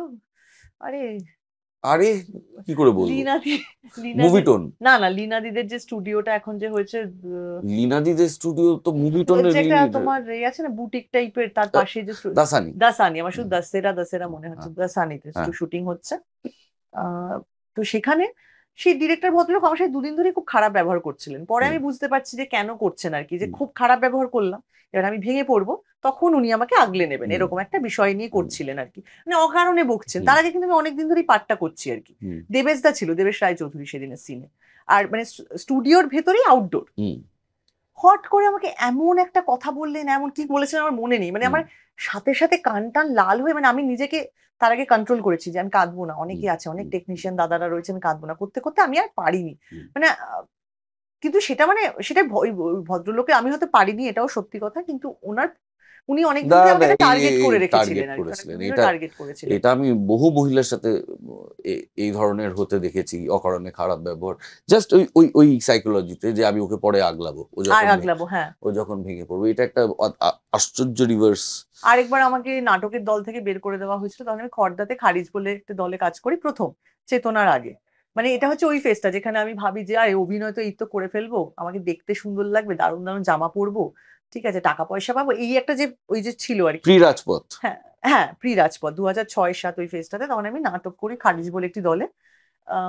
তো সেই দলে মানে 5টা বললে আমি যাই 6:30-7টা, যাবো না যে সেটা জানাইও না, ঠিক আছে, যাবো না যে সেটা জানাতে হবে দলকে। নাটক দলের একটা আর ডিসিপ্লিন ওরা থাকে। খুবই কনজারভেটিভ একটা দল আর কি, ঠিক আছে। সেই দলে আমি নাটক করি এবং সেখানে আমি প্রথম, আমার মনে আছে গেছি, আমাকে বলা হয়েছে একটা গান গাও। আমি গান গাইতে পারি না, কিন্তু তাও সবাই সবার মতো গান গাইছে, নতুন ছেলে মেয়েদের নেওয়া হবে দলে আর কি। আমি রূপম ইসলামের গান গিয়েছিলাম, তাতে দলের লোকজন সিনিয়ররা আমাদেরকে খুব বড় বড় চোখ করে তাকিয়েছিল, বলে একটু কনজারভেটিভ দল ছিল আর কি, খুব বয়স্ক বয়োজ্যেষ্ঠ লোকজনেরা শেখাতেন আর কি। সেই দলে আমি কিছুদিন কাজ করি, তারপর যথারীতি আমার তখন টুকটাক করে ওই মডেলিং এর এটা ওটা ডাকছে আমাকে, এরকম করছে, তো সেখানে আমি না জানিয়ে অ্যাবসেন্ট হয়ে যাই। তো পরের দিন যখন আবার দলে যাই, তখন আমাকে বলা হয় তুমি ঢুকো না, বেরিয়ে বাইরে থাকো আর কি। তো তখন আমি একটু একটু বুঝে গেছি যে আমাকে বোধহয় একটুখানি করা হবে আর কি। তারপরে ডেকে আমাকে বলা হলো যে তুমি আর এসো না। তো সেটাতে আমি খুবই অপমানিত হয়েছিলাম। কিন্তু এটা তুই বলে এত সুন্দরভাবে বলছিস যে দোষটা কিন্তু তুই তোর দেখতে পাচ্ছিস। হ্যাঁ, আমি দোষটা দেখতে পেয়েছি, মানে তখনও দেখতে পাইনি যে তা না, তখন তখন অ্যাটিটিউড দিয়ে আর কি, ওরাই হারালো, কোন অভিনেত্রীকে হারালো ওরা জানে না, এরকম একটা ভাব করে চলে এসেছিলাম। কিন্তু আমি পরে তো বুঝতে পেরেছি, অন্যান্য যখন নিজে সিরিয়াস হয়েছি যখন, তখন বুঝেছি যে সময় বা এগুলো তো খুব গুরুত্ব রাখে। তুই এখন নাটকের কাছে ফিরে ফিরে যাস কেন? ফিরে ফিরে যাই কেন? কারণ তুই তো অ্যাকচুয়ালি সেই মানুষটা নোস যে আমি নাটক প্রচন্ড ভালোবাসি, আমি এই মানসিকতা দিয়ে শুরু করিস নি না, জীবনটা। আমি তো মানে নাটকের, মানে আমার তো পড়াশোনা বা নাটক নিয়ে বা সেটা নয়, নাটকের কাছে ক্রমশ আরো ফিরে ফিরে যাচ্ছিস। 2008 সালে যেটা বললাম তোমায় যে আমি সিরিয়াস ছিলাম না, কিন্তু আমি যখন চেতনাতে যাই, সেখানে অরুণ মুখোপাধ্যায়কে আমি পাই। তো তখন থেকে একটা আমি বুঝতে পারি যে হয় না যে তুমি কোনো কিছু একটা ধরো একটা শুরু করলে, ধরো লেখা, প্রথম দিকে তোমার লেখা আসবে না, তুমি প্র্যাকটিস করছো, বা বই পড়তে তুমি কনসেন্ট্রেট করতে পারছো না, তুমি এক পাতা পড়ছো, তারপরে দূর ভাল লাগছে না, উল্টে রাখছো, কিন্তু তুমি যদি খুব চেষ্টা করে ওটাকে চালিয়ে যাও, তুমি একটা না একটা সময় তুমি বুঝতে পারবে তোমার ভিতরে বইটা গ্রো তোমার করছে, মনে, তোমার সমস্ত কিছুতে তোমার বোধের একটা কিছু, অন্য একটা কিছু তৈরি হচ্ছে, যেটা প্রথম একদিন দুদিনের চর্চায় হয় না। সেটা আমার থিয়েটারে গিয়ে মনে হয়েছিল। আর থিয়েটারে গিয়ে যেটা তোমার অনেক কাজ করতে হয়, আমি ব্যাক স্টেজের কাজও করেছি, অনেক কিছু কাজ করেছি, বা ধরো সবাইকে মুড়ি দেওয়া, সবাইকে চা দেওয়া, এই ধরনের বিভিন্ন কাজ থাকে। তো তো সেটা না একটা তোমার ওই একটা টিম ওয়ার্ক তৈরি করতে খুব সাহায্য করে। মানে আমি আমি আমি তো বেশিরভাগ সময় প্রধান চরিত্রেই অভিনয় করেছি। তো সেই প্রধান চরিত্রে অভিনয় করলে তুমি জানো যে তোমার মাথায় সারাক্ষণ ছাতা ধরা, ছাতা ধরা মানে আমাকে নয়, চরিত্রটার জন্য।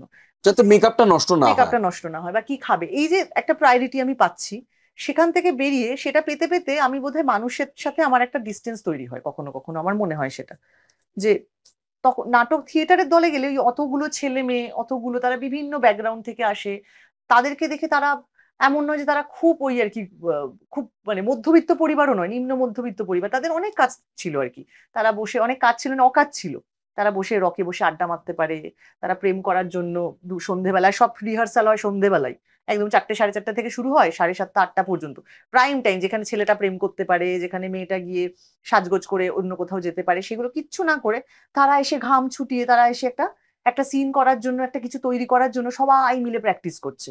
তো সেটা কিসের জন্য? তো সেটা তো তোমার কাছে আমার কাছে খুব ইন্সপায়ারিং। তো সেইটাও একটা ব্যাপার আছে যে আমি আমার যে এই যে একটা যে বলয় তৈরি হয়ে যাচ্ছে আশেপাশে, এই বলয়টা ভেঙে আমি বেরোচ্ছি, এই বলয়টা সমানে ভাঙছি, ভেঙে একটা কিছু লাইভ পারফরমেন্স, সেটার একটা মজা। তো এইগুলোই আমার মনে হয়, আমি জানি মানে তোমার কি কিন্তু মনে তোর হয়? মধ্যে তো একটা আশ্চর্য, আমি তো এত বছর ধরে এতজনের সাথে কাজ করেছি, ধর দুর্গ রহস্যতে আমার সকাল 3টে কল টাইম বলে তুই জেগে আছিস আমাকে ঘুম থেকে তুলে দিবি, এটা তো তুই করেছিস, আমি জেগেছিলাম না, আমি অ্যালার্ম দিয়ে অ্যালার্ম দিয়ে রেখেছিলাম, হ্যাঁ। রেখেছিস। তোর তো 3টে কল টাইম না, তোর না তো সেদিন প্যাক আপ হয়ে গেছে, তুই কলকাতা বা আমি ফিরবি। তো ভুলেও গেছি, তোমার মনে আছে? আমার মনে আছে যে একজন মানুষ যে আমাকে ভোর 3টেয় তুলে দিচ্ছে, কারণ আমি খুব রাত্রে ঘুমিয়েছি, বেশ রাত্রে ঘুমিয়েছি, তাই 3টেয় উঠতে আমার একটু অসুবিধাই হোক। বা উল্টো কথাও যদি বলি, যে যেদিন আমরা প্যাক আপ হয়ে এক শহর থেকে অন্য শহরে যাব, সেদিন তুই আমাদের আগে ফোন করে বলছিস যে আমরা তো গাড়ি নিয়ে বেরিয়ে যাব, তোমার কি খাবে বলো, তাহলে আমি আমার রুম থেকে বলে রাখছি। ও হ্যাঁ হ্যাঁ হ্যাঁ, এইগুলো কি তো থিয়েটার থেকেই আসলো নাকি তোর মধ্যে ছিল? আমার মধ্যে ছিলই, আমি তো এমনি কেয়ারিং মানুষ, হ্যাঁ, মানে আমি খামখেয়ালিপনা নয়, মানে আমি যথেষ্ট আমার সংসারেও আমি গুছিয়ে কাজ করি। আজকে আমার এখানে আসতে দেরি কেন হলো জানো? সেটা হচ্ছে যে আমি আমার মায়ের ফ্ল্যাটে 4 দিন ধরে ছিলাম, মা হুম, একটু শান্তিনিকেতনে ঘুরতে গেছে, তো মাকে মাঝে মাঝে আমি একটু ঘুরতে যাওয়ার জন্য, কারণ আমাদের এখন 2টো কুকুর, হুম, একটা বেড়াল ছিল আর একটা ছোট্ট নতুন জয়েন করেছে, তো আচ্ছা, 4জন এখন। 4জন। তো মাকে তাদের সামাল দিতে হয়, ঠিক হুম। আছে। তো সেখান থেকে মাকে আচ্ছা, মাঝে মাঝে কুকুর বেড়াল এক পরিবারে অসুবিধা হয় না? এই তা- একটু তো হয়, হয়তো মানুষের মধ্যেই হয়, সে তো একটু হ্যাঁ, ওদের মধ্যেও আচ্ছা, হয়, কিন্তু সেটা ঠিক ম্যানেজেবল, হুম, মানে খুব অসুবিধা হয় না। তো এবার এখন আছে, এবার মাঝে মাঝে মাকে আমি এদিক ওদিক ছুটি কাটানোর জন্য পাঠাই, যদি আমি না যেতে পারি। মা শান্তিনিকেতনে গেছিল চার হুম, পাঁচ দিনের জন্য ছুটি কাটাতে, তো তাই জন্য আমি এই বাড়িতে ছিলাম, মানে আমি আর শোভন যে বাড়িতে থাকি সেই বাড়িটা ছেড়ে হুম, আমি মায়ের বাড়িতে ছিলাম, যেটা আমার পুরনো ফ্ল্যাট। তো সেখানে আর যা হয় আর কি, মায়ের হচ্ছে কিচ্ছু ফেলবে না, বুঝতে পারলে তো, পুরনো এরকম ধরো রিমোট হুম। 5খানা বাড়িতে যেগুলো কোনো ইউজ নেই, সেগুলো পর্যন্ত রাখা, আমার মাও। বিভিন্ন জায়গায় প্লাস্টিক বাঁধা, এত এত এত এত হুম, প্লাস্টিক সব নাকি লাগে, হুম, ঠিক আছে। পাপোশগুলো কবেকার, মানে আমার বোধহয় মানে রোজগার করার পরে যে গড়িয়াহাট থেকে যে পাপোশগুলো কিনেছিলাম হুম, সেই পাপোশ সাদা হয়ে গেছে, সেগুলো পর্যন্ত রাখা, সব নাকি লাগে, তুই বুঝবি না, হুম। বাড়িতে তো কুকুর বেড়াল থাকলে নাকি লাগে। সেগুলো সব আমি 2 দিন ধরে সব পরিষ্কার করেছি, আজকে তো বাড়িতে ঢুকেছে, ঢুকে তো আর কিছু বলছে না, এইভাবে বসে রয়েছে, সেই সব পরিষ্কার টরিষ্কার করে আর মায়ের দিকে আমি কোনো তাকাইনি, মানে অ্যাজ ইফ যেন কিছু হয়নি, তাহলে এটা এখানে ওটা ওখানে এইভাবে করো, এইভাবেই যেন বাড়িটা থাকে বলে আমি টক কট করে বেরিয়ে গেছি, ঠিক আছে। তো হুম। এইসব করি, তো আমি বাড়িতে খুবই গোছানো, খুবই গোছানো, কেয়ারিং, আমি রান্না করে খাওয়াতে ভালোবাসি, আমি নিজেও নিজের যতটুকু যেটুকুনি করার এই আছে আর কি, সেটুকুনি নিজের জন্য যত্ন করি, গাছে জল দিই, পাখির খাবার দিই, তো আমার একটা সব মিলিয়ে একটা এরকম একটা ব্যাপার, যেটা দেখে আমার মনে হয় না, ঠিক হ্যাঁ, আছে। একদম মনে হয় না, তোকে দেখলে মনেই হয় না। হ্যাঁ, ঠিক হ্যাঁ, আছে, আমার সব হিসেব থাকে, হুম। কাউকে ধরো আমি এটা কিছু দিয়েছিলাম, হ্যাঁ তাহলে সেটা কবে ফেরত পাবো, ঠিক আছে, তার জন্য আমি তাকে দুবার, ফেরতের কথা মনে পড়লো ঠিক সিনেমা আছে ঠিক পাড়া আছে, ওকে দিয়ে ওকে ওকে, হ্যাঁ, আর কতক্ষণ, একজন আমার কাছ থেকে একটা বই দিয়ে ফেরত দেয়নি, কিন্তু সেটা আমি দুটো বই, মানে দুটো বই মিলে জীবন একটা বই, তরুণ মজুমদারের সিনেমা পাড়া দিয়ে, কিন্তু আমার খুব ভালো মানুষের হাতে আছে। আমি আরেকটা কিনে নিয়েছি, কোনো চিন্তা ও নেই। কিনে নিয়েছো? হ্যাঁ, হ্যাঁ, তাহলে ঠিক আছে বাবা, বাঁচা আমি গেছে। কিনে নিয়েছি, ওই বই নিজের কাছে রাখার মতন। তো তারপর তুই যে এখন তোর জার্নি, হুম, সবাই এত পশ্চিমে যাচ্ছে, তোর হ্যাঁ? পশ্চিমে যাওয়ার কোনো প্ল্যান নেই? মুম্বাই? ও বোম্বেতে হুম। প্ল্যানিং অনেক, প্ল্যানিং মানে আসছে কিরকম খবর টবর? উম, টুকটাক এসেছিল, একটা খুব ভালো কাজ এসেছিল, হুম, সে কাজটা কি ডিরেক্টর, আমি মানে খুবই বড় মাপের একজন ডিরেক্টর, তার ছবি আমরা সবাই দেখেছি, বাঙালি ডিরেক্টর।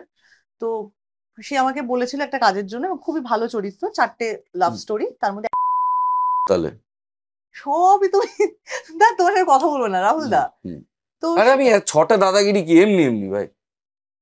ও হ্যাঁ, হ্যাঁ, তাই তো, হ্যাঁ। ঠিক ঠিক ঠিক।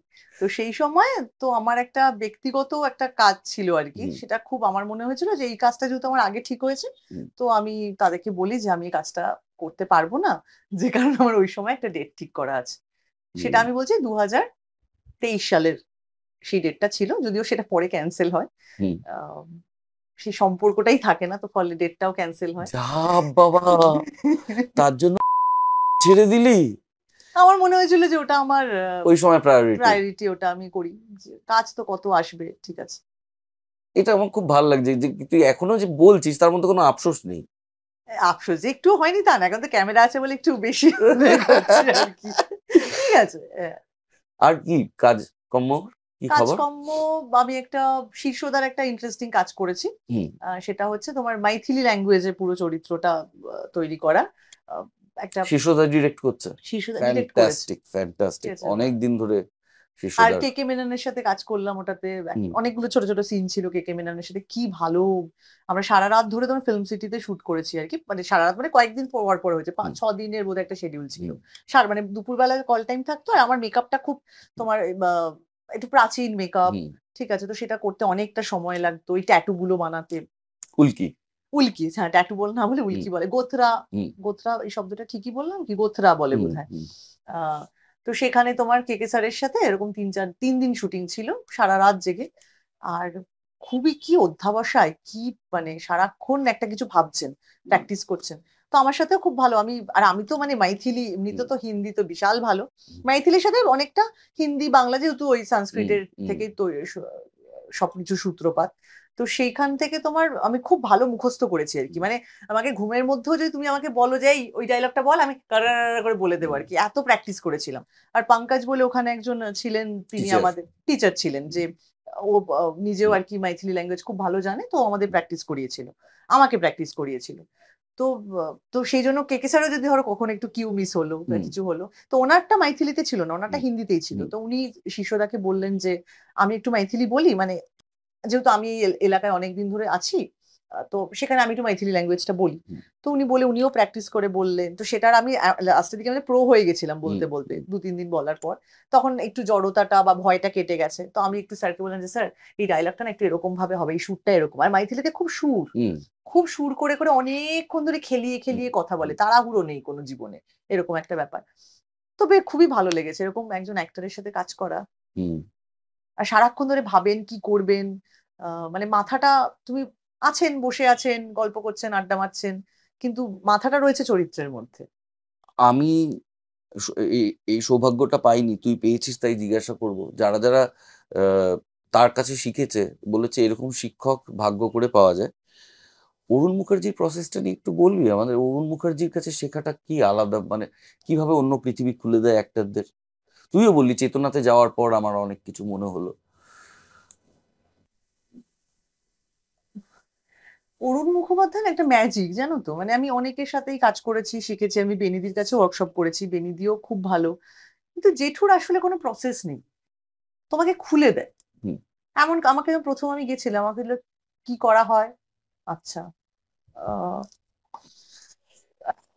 অভিনয়ের জন্য কি কি করা হয়, আমি জিম করি আমি। হুম, হচ্ছে মনের জন্য কি করা হয়, মাথার জন্য কি করা হয়, ঠিক আছে। তো এরকম প্রশ্ন করে, আর কিছু বলেন না, মানে তুমি যেটা করছো আলাদা করে কিছু দেখিয়ে দেন না, বলে দেন না, ঠিক আছে। কিন্তু কি যে একটা তোমাকে ভাবে, মানে তোমাকে এত সহজ করে দেন, এমন ভাবে কথা বলেন, যদি তোমার মাথায়, আমাকে বলেছিলেন যে অভিনয় কেউ শিখতে পারে না, কিন্তু আবার খুব কম মানুষই অভিনয় শিখতে পারে। তো তার কথা বলে গলাটা তো পুরো ভাঙা, ঠিক আছে, মানে গলাটার মধ্যে রয়েছে, কিন্তু সেই গলা নিয়ে এত ভালো গান গান, হুম, ঠিক আছে। তোমার যদি একটু বুদ্ধি থাকে, মানে আমি যেটা করতাম, ধরো রিহার্সাল রুমে আমার সিন নেই, তোমার সিন চলছে, কিন্তু আমি রিহার্সাল রুম থেকে বেরোতাম না, আমাদের তৃপ্তি মিত্র সভাঘরে হতো আর কি, অনেক রিহার্সাল হুম, হতো। আমি যে চেতনার অনেক প্রোডাকশন করেছি তা নয়, আমি স্বপ্নময় চক্রবর্তীর মানুষ কিংবা কৈবালিশ, সেখানে তোমার ওই ব্যাকআপ ডান্সার ছিল, ওটা আমার প্রথম প্রোডাকশন আর কি। সেটা তৃপ্তি মিত্র সভাঘরেই হতো, মানে হুম, মঞ্চে হতো না, হুম, ক্লোজ ডোরে একটা হতো আর কি এই শোটা। আর তারপরে করেছিলাম চিরকুমার সভা। চিরকুমার সময় প্রচুর শো করেছি আমরা, রিহার্সালও তার জন্য প্রচুর হয়েছে।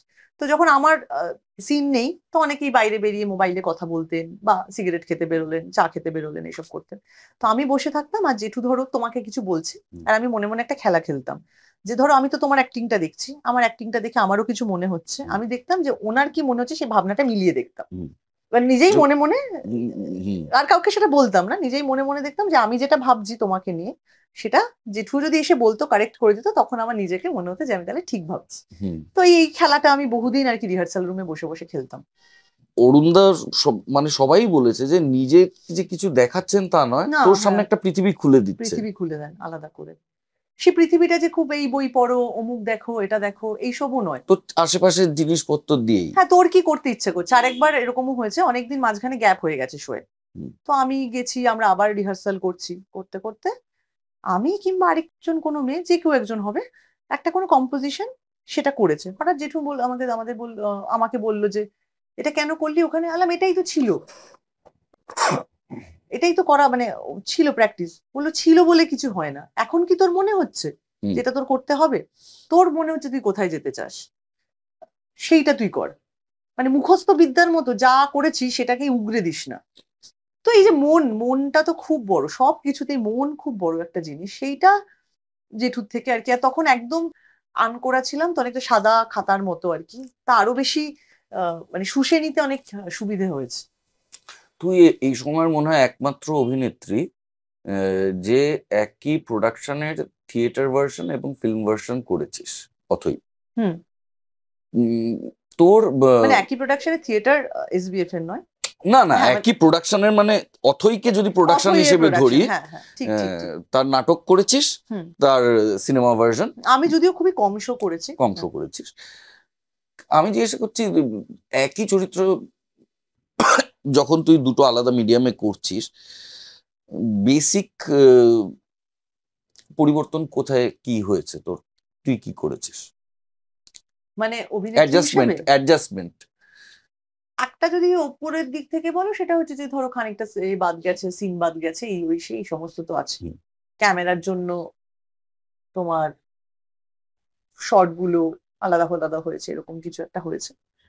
কিন্তু আমি আরেকটা কথা তোমাকে বলি, আমি যেরকমই অভিনয় করি, যেটুকুনি যাই পারি না কেন, কিন্তু বাদ বাকি ধরো আমি যখন বসে একজন মানুষ বাজপেয়ী বলো, কিংবা আহ, এ বলো ইরফান খান বলো, নাসিরুদ্দিন শাহ বলো, ঠিক আছে, পঙ্কজ কাপুর বলো, যার যার কথা আমি শুনেছি, তাদের মধ্যে অনেকেই খুব সুন্দর গুছিয়ে বলেন, ঠিক আছে, কিন্তু আমি আমার আশপাশ নিয়ে, আমার মন নিয়ে আমি যত ভালো করে কথা বলতে পারি, তোর অভিনয়ের চরিত্রের প্রসেস নিয়ে অতটা কথা বলতে পারি না। এটা একটা আমার খামতি। প্রসেস আছে, মানে প্রসেস মানে সে প্রসেসটা কি আমি নিজেও আইডেন্টিফাই করতে পারি না। তো কোনো কোনো সময় ধরো কোনো ইন্টারভিউতে বা এরকম যখন কোনো একটা হয় না যে এরকম বক্তব্য রাখতে হয়, অভিনেত্রী হিসেবে কি মনে হয়, আমি কিন্তু আমার প্রসেস নিয়ে আমি খুব একটা কথা বলতে পারি না। আমার প্রসেসটা হচ্ছে, আমি কিন্তু খুব বেশি ছবিও দেখি না, জানো তো।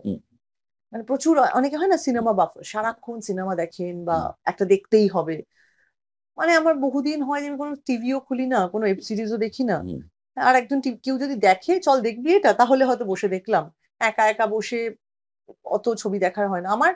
চারপাশের মানুষজন, কথা বলা, বই পড়া, মানে এইসবের মধ্যে থেকে আমার একটা কোথাও গিয়ে চরিত্র বেরিয়ে আসে, এবং ট্রুথ জেনারেট করতে পারি বলে বোধহয় অনেকের অভিনয়টা ভালো লাগে। কিছু, সব চরিত্র নিশ্চয়ই ভালো লাগে না, আমার নিজেরও ভালো লাগে না, কিছু কিছু চরিত্র মানুষের ভালো লেগেছে।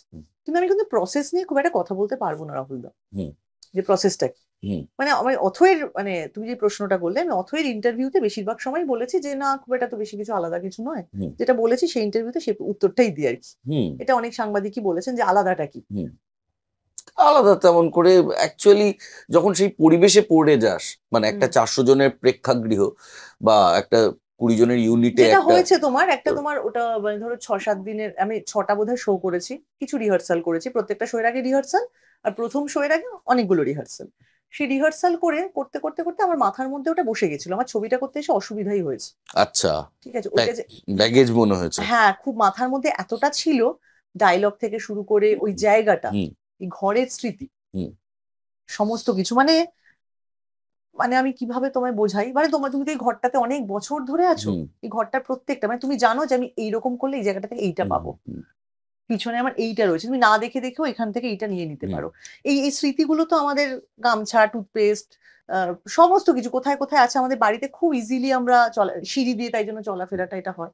সেটা আমার ওই স্টেজ কিংবা ধরো ওই রিহার্সাল রুমের ওই অভ্যেসটা, ওটা আমার মাথার মধ্যে এতটাই ছিল, যেটা হচ্ছে, যেটা ছবিতে করতে এসে আমার অসুবিধা হয়েছে।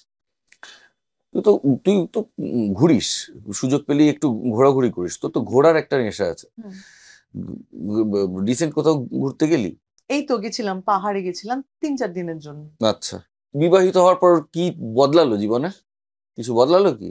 বিবাহিত হওয়ার পর না, সারাক্ষণ আমাদের মধ্যে এখন হচ্ছে একসাথে থাকছি বলে আমাদের শোভন একটু অগোছালো, হুম একটু নোংরা। হুম তো সেটা নিয়ে আমার আর কিছু, এটা কেন ওখানে, এটা কেন করলি, এই সমস্ত হুম একটু টুকটাক হচ্ছে, ও যথাসাধ্য চেষ্টা করছে, ঠিক আছে। আর মাঝে মাঝে আমাকে একটু বার খাওয়াচ্ছে আর কি, তুই তো খুব ভালো পারিস, হ্যাঁ মানে আমি তো তো পারি না, আলাদা তাতে তোকে পারতে হবে আর কি, এরকম একটা ব্যাপার, এইসব চলছে আর কি। আর খুব একটা বিবাহিত হয়ে আলাদা খুব একটা যে কিছু উম খুব প্রচুর দায়িত্ব বা কিছু, কারণ আমার ওই যে বললাম আমার একটা দায়িত্বর জীবন আছেই আর কি। হুম সেটা আমার কুকুর বেড়াল হোক, আমার মা হোক, আশেপাশে দু একজন বন্ধু বান্ধব হোক, তাদের প্রতি আমি যত্নবান এবং দায়িত্বশীল, তো সেখানে আলাদা করে খুব একটা হয়নি, বরং একটু সুবিধা হয়েছে যে আমার কিছু কাজ আউটডোরে আমি ধরো যাচ্ছি, সেটা শোভন আমার যে দায়িত্বগুলো সেগুলো যথাসাধ্য চেষ্টা করছে ওটা ফুলফিল করার, আমার যে কাজগুলো সেটা, এইরকম আর কি। মাঝে মাঝে আমাদের একটু বেলুড়ে যাই আমরা, মানে বেলুড় মানে শোভনের মানে বাবা মা যেখানে হুম থাকেন আর কি। তো সেখানে আমরা মানে রোজ তো যাওয়া হয় না আর কি। তো আমরা চেষ্টা করি যে শোভনের শনি রোববার করে গানের ক্লাস থাকে, ও গান শেখায়, প্রচুর স্টুডেন্ট। তো শনি রোববার করে তো আমরা চেষ্টা করি শুক্রবার রাতে চলে যাওয়া, হুম শনি রোববারটা থেকে সোমবার চলে এলাম, বা খুব কাজ থাকলো সোমবার সকালে, রোববার রাতে চলে এলাম। তো এইরকম ভাবে গিয়ে 2-3 দিন, পুজোর সময় শোভন ছিল না, ব্যাঙ্গালোরে ছিল। তো আমি একটা দিন গিয়ে পুজোর সময় গিয়ে আহ, ওই বাড়িতে গিয়ে কাটিয়েছি তো। আর আমার ভালোই লাগে, ওর শোভনের দিদা আছে তো, আমার মানে দিদা খুবই আর কি প্রিয় আর কি, আমার নিজের দিদাকে আমি খুব একটা মানে পাইনি আর পাস কি, না। খুব ছোটবেলায় মারা গেছেন। তো দিদাকে আমার খুব ভালো লাগে, আর ওই বাড়ি, ওদের বাড়িতেও মানে একটু গাছপালা আছে প্রচুর, আহ, নিজের মতো করে থাকা যায়। তো মানে এমন নয় যে ওখানে গিয়ে শ্বশুর বাড়িতে গিয়ে একটা হয় না যে প্রচুর এই দায়িত্ব, এটা করতে হবে ওটা করতে হবে, একদমই সেরকম বিষয় নয়। তো আমার ভালো লাগে, আর খুবই বন্ধুত্বপূর্ণ একটা সম্পর্ক। হুম তার কারণ মানে আহ, এখন অব্দি যদি পাল্টায় সেটা পরে সে বুঝতে তো পারবো, পরে বুঝতে তাহলে পারবি। তোমায় ফোন করে তখন বলবো, এখন কিন্তু অব্দি আমি আমি বুঝতে একদম পারিনি। শুরুর দিকেই জানতে পেরেছিলাম, তোদের প্রেমটা শুরুর দিকেই আমি একদম জেনে বাজে গেছিলাম। কথা বলো না। তুই আমাকে শুরুতে এসে সেদিন আমি স্ক্রিপ্ট শোনাচ্ছি, তুই আমার কানে কানে বললি রাইট রাইট রাইট হয়েছে। Right right. এবং হয়েছিল হচ্ছে যিশুদাদের ওই রবীন্দ্রনাথের উপর অনুষ্ঠান, তার বাইশে শ্রাবণের 22শে অনুষ্ঠান। শ্রবণের অনুষ্ঠানে তোদের প্রেম হয়েছিল। ঠিক ঠিক ঠিক। তুই আমাকে একদম শুরুতেই বলেছিস, আমি ঢপ কেন দেবো? তোর প্রিয় কো অ্যাক্টর কারা? একজন দুজনের নাম বল, জেন্ডার নির্বিশেষে। Gender নির্বিশেষে উম অনেকেই মানে, অনেকে মানে, এবার এই যে তুমি বলে প্রিয় কো অ্যাক্টর, কারোর সাথে ধরো আমি জানি গেলে পরে বিশাল আড্ডা হবে, হুম ঠিক আছে, আহ, না খুব না ভালো লাগবে, হ্যাঁ মানে খুব একটা আমি জানি গেলে পরে খুব মজা হবে, হুম মানে কাজটা করা খুব ইজি হবে, হুম সেটা একজন প্রিয় কো হুম অ্যাক্টর হতে পারে। আবার আমি জানি ধরা ছাড়াগুলো হুম ভালো হবে, স্মুথ হবে। স্মুথ হবে, সিনটা ভালো হবে, সেটাও একটা কো অ্যাক্টরের ভালোর মধ্যেই তো পড়ে। আবার আমি একজন জানি যে আমাকে খুব সম্মান করে, সে, সেটা তার ব্যবহার খুব ভালো, হুম, সেখানে গিয়ে আমাকে কোনো সময় মানে সেটের পরিবেশটা নষ্ট হবে না। হুম। এরকম বিভিন্ন কো অ্যাক্টরের সংজ্ঞাগুলো পাল্টে পাল্টে পাল্টে পাল্টে তো যায়, মানে এ, শুধুমাত্র এবার একটু একটা দুটো নাম বল, না প্রচুর বল। এবার আমি বলছি যে কো অ্যাক্টর, এই যে হ্যাঁ বলে প্রিয় কো অ্যাক্টর, হ্যাঁ। মানে প্রিয়টা কি হিসেবে প্রিয়, সে তুই প্রিয়র তো অনেক সব কিছু মিলিয়ে থাকে, মিশিয়ে। প্রিয় আমার কাছে ঋত্বিক চক্রবর্তী প্রিয়, আবির আবির। চ্যাটার্জি খুব প্রিয়, হ্যাঁ ইন্দ্রাশিস গৌরব আমার বন্ধু হুম আর কি, ওদের সাথে কাজ করতেও আমার খুব ভালো লাগে। এবার একটু এদের নাম বলি, মেয়েদের নাম বলি আর কি। মেয়েদের মধ্যে অনেকজন আর কি আছে, মিঠু হুম কাকির সাথে কাজ করতে আমার খুব ভালো লাগে, মানে মিঠু আমি কাকিমুনি বলি, হুম জানো তো মিঠু। আমি মিঠু কাকিমুনিই বলি। তাই হ্যাঁ, কাকিমুনি যেহেতু বলো? ছোটবেলা থেকে বেনু কাকু বলি। আচ্ছা হ্যাঁ, সেহেতু মিঠু কাকিই বলি। আচ্ছা হ্যাঁ। আচ্ছা। আমার এবার অথৈ থেকে মিমি, হুম মিমির সাথে কাজ করে খুব ভালো লেগেছে। অর্ণর সাথে তো থিয়েটারে আমি কাজ হুম করেছি, অর্ণর সাথে থিয়েটারে কাজ করাটা একটা এক্সপিরিয়েন্স, আচ্ছা, মিমি অনির্বাণের মানে সাথে। কিন্তু মিমি দত্ত। মিমি দত্ত, সেটা বলে দেওয়া দরকার, নাহলে হ্যাঁ, মিমি বললে। তনুশ্রীদির সাথে আমার দুর্গা সহায়ে কাজ করে খুব ভালো লেগেছিল। দুর্গা সহায় কিন্তু একটু মানে তুই প্রসেস নিয়ে বলতে হবে না, কিন্তু ওরম 9 দিন না 10 দিন শুট করেছিলি। না, 13-14 দিন। 13-14 দিনে একটা বেশ, তুমি দেখেছো দুর্গা হ্যাঁ শো? হ্যাঁ হ্যাঁ, ও একটা ছোট্টর মধ্যে মিষ্টি ছবি, এবং তার হ্যাঁ হ্যাঁ। একটা ভালো ব্যবসা করেও ছিল, যতদূর আমি আমার জানি। মনে হয় সেই সময়টা খুব বড় ছবি বাহুবলী বা এরকম একটা গোছের ছবি রিলিজ করেছিল। আচ্ছা। তো তাই জন্য বোধহয় হলের ব্যবসা আমি ঠিক জানি না। হুম মানে তখন আমি খোঁজও নিতাম না যে হুম। কিরকম ব্যবসা-ট্যাবসা চলে। মানে আমি জানতামও না যেগুলো জানতে হয়। কিন্তু আমার ধারণা যে তুই সেরকমই কি এখনো জানিস জানতে হয় কি? জানতে হয়, মানে এখন খবর পাই বা কিছু, কিন্তু উম ক কি বলবো, তখন একদমই কিছু জানতাম না। হুম আ কিন্তু তোমার পরবর্তীকালে যখন এতে চ্যানেলে দেখানো হয়, হুম। তখন দুর্গা সহায় খুবই আরকি লোকজনের ভালো রিভিউ। বিশেষ করে মহিলারা প্রচুর দেখেছেন দুর্গা সহায়। প্রিয় লেখক লেখিকা? তুমি এরকম না ছোটবেলার মতো এরকম আমরা প্রশ্ন করছো আরকি। না না, প্রিয় ফুল, প্রিয় রং। না না, আমি 4-5 জনের, তুই অনেকের নাম নিতে পারিস, একজনের নাম নিতে হবে সেটা তো নয়। আচ্ছা, সব লেখক মানে ভালো, হুমায়ুন আহমেদ আমার খুব প্রিয়। তুমি হ্যাঁ জানো সেটা। হ্যাঁ, কিন্তু হুমায়ুন আহমেদের আমার ১ টা ২ টো বই আমার পড়ে আবার ভালোও লাগেনি। কিন্তু সেটা বেশিরভাগই তো খুব ভালো। স্বাভাবিক, সেটা তো তো সেরকম স্বাভাবিক। তো হয়ই। এখন যেমন ধরো ওই হলদে গোলাপ পড়লাম। হুম। আ মানে শেষ করলাম স্বপ্নময়। আরকি স্বপ্নময়। আগে একবার পড়েছিলাম। তো রিসেন্টলি হুম আবার হুম আমার মনে হয়েছে যে মানে কিছু জিনিস জানা হুম। উচিত বলে আবার আমার হলদে গোলাপটা আরেকবার। তো অপূর্ব একটা লেখা স্বপ্নময় খুবই চক্রবর্তীর। প্রিয় লেখা মানে একটা। হুম অপূর্ব বললে কম বলা হয়। হুম বিভূতিভূষণ খুব যেহেতু প্রকৃতি। তো হুম। আরেকটা জিনিস আমি বলতে ভুলে গেলাম। ছোটবেলার কথা বললে না? আমি খুব ছোটবেলায় পথের পাঁচালী পড়েছি। খুব ছোটবেলায় ক্লাস 4 এ পড়তে আমি পথের পাঁচালী পড়েছি। কতটুকুনি বুঝেছিস তার? কিছুই বুঝিনি। কিন্তু যখন দিদি মারা গেছিল আমি খুব কেঁদেছিলাম পড়তে। আমার এখনো মনে দুর্গা আছে যে যখন আমাদের মারা লাল গেছে। মেঝে এরকম পর্দা ঝুলছে, রোদ আসছে, আমি এরকম শুয়ে পথের পাঁচালী পড়ছি। হুম তো সেই স্মৃতিটা আমার খুব টাটকা, হুম পথের পাঁচালী। তো আমার মনে হয় বিভূতিভূষণের লেখা প্রকৃতির সাথে যোগাযোগের একটা, হুম আমার কাছে এটা মানে ওটা একটা কারণ। হুম বিভূতিভূষণ বন্দ্যোপাধ্যায়ের লেখা। রবীন্দ্রনাথের কিছু উপন্যাস, কিছু নাটক, মানে কার কথা বলবো? হুম। সুনীল শীর্ষেন্দু, হ্যাঁ, সবই। সবই মানে। সেই সময় সুনীল গঙ্গোপাধ্যায় যখন পড়েছি, বাপরে! আর নিজের লেখালেখি? নিজের লেখালেখি আমি মাঝখানে প্রতিদিনের হয়ে তোমাকে আমি পাঠিয়েছিলাম, তুমি পাঠিয়েছি, পড়োনি। পড়েছি, বাজে তোকে আমি কথা বলতাম। রিপ্লাইও দিয়েছি। তাই? হুম। মিথ্যা কথা, আমি একবার দেখবো, দাঁড়াও দেখে ফোন নিস, দেখে নিস। দেখছি, দাঁড়াও দেখছি। কিন্তু তোমার আমি সব লেখা পড়ে কিন্তু হুম। তোমাকে আমি রিপ্লাই করেছি, হ্যাঁ। এবং আমার মানে খুবই ভালো লেগেছে। হুম তোমার লেখা মানে আমি আ ঋতুপর্ণ ঘোষের ফার্স্ট পারসন, অনিন্দ্য চট্টোপাধ্যায়ের লেখা। এই তোমার মানে এই ৩ জনের লেখার সাথে আমি আমার যে লেখার যে ধরন, হুম আমি যেভাবে লিখতে চাই, আমি আমার যেভাবে গল্প বলতে চাই, কোনো মানুষকে দেখে, সেটার সাথে আমি খুব মিল পাই। তাই জন্য তোমাদের লেখা আমার খুব ভালো লাগে। মানে বাকি লেখকের লেখার একটা হুম। অন্য মানে অন্য জায়গা, অন্য অন্য জায়গা, স্তর। অন্য একটা অভিব্যক্তি। কিন্তু এই লেখার সাথে আমি নিজের খুব মিল খুঁজে পাই। হুম। তো আমি প্রতিদিনেরও একটা লেখা লিখছিলাম, কিন্তু সেটা শৈশবের বিভিন্ন চরিত্রদের নিয়ে। হ্যাঁ, সেটা অনিন্দ্যদা, আমি সুন্দর। লেখাটা কমপ্লিট করে ৬ টা না ৫ টা এপিসোড লিখেছি। কিন্তু লেখার পরে যেটা হলো যে আমার একটা টাইম লাইনে লিখতে হবে, হুম, সেটাতে আমি খুব আরকি একটা মনে হচ্ছিল দমবন্ধ লাগছিল। আর আরকি মানে শুক্রবারে জমা দিতে হবে, বৃহস্পতিবার রাত্রিবেলা লিখছি, তখন আরকি আমার মনে হলো যে না, আমার এইভাবে লেখাটা উচিত নয়। তাহলে আমি লেখাটা থামিয়ে দিই, কিন্তু নিজের মতো নিজে লিখি। তুই যখন লিখিস কি পেন কাগজে লিখিস না ল্যাপটপ? না, একদম পেন কাগজে। আচ্ছা। হ্যাঁ, হ্যাঁ। আমার মনে হয় যে তুই আবার এই চাপটা নে। কারণ ১ম মনে হয় যে দমবন্ধ লাগছে, কি করে জমা দেবো, জমা হবে হুম, না। কিন্তু আল্টিমেটলি হয়ে যায়। এবং তুই যদি ৬০০-৭০০ শব্দ নিজের মাথায় রান্না করতে থাকিস সপ্তাহের বিভিন্ন কাজের ফাঁকে, ঠিক গুনে বার করতে পারবি। এবং কি বলতো, কিছুই না। তুই মানে ফার্স্ট পারসন যেমন ঋতুপর্ণ ঘোষের আমার খুব পছন্দের একটা বই। খুবই পছন্দের একটা বই। বই নয় ওটা, মানে ওটা একটা, হ্যাঁ, হ্যাঁ, ওটা একটা জীবন। জীবন। তুই ঋতুদাকে পেয়েছিস? আমি না। আমার পাসিনি। এটা মনে হয়েছিল জানো তো, আমি আ ঋতুদা মারা গেলেন ২০১৩ সালে না ১২ সালে মারা গেছেন। না, ১৩তে সহজ হয়েছে।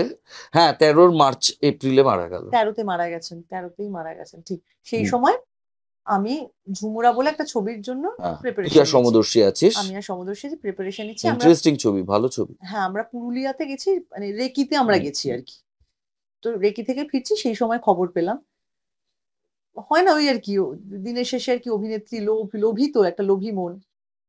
মন খারাপ হলো। আর তার সাথে এটাও মনে হলো যে ফড়িং তো রিলিজ করছে, উনি তো দেখে যেতে পারলেন না। এটা খুব মনে হয়েছিল আমার।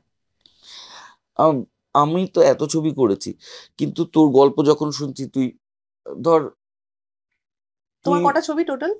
৬০-৭০-এর কাছে, ৬৫-র উপর। লিখে রেখেছো? না, আমার একজন ফ্যান লিখে রেখেছে। আচ্ছা। তো বেশিরভাগই ভুলে গেলেই ভালো। কিন্তু আছে বেশ কয়েকটা ভালো আচ্ছা আছে। আমরা একটা ভালো কাজ করেছিলাম বলো, গোয়েন্দা।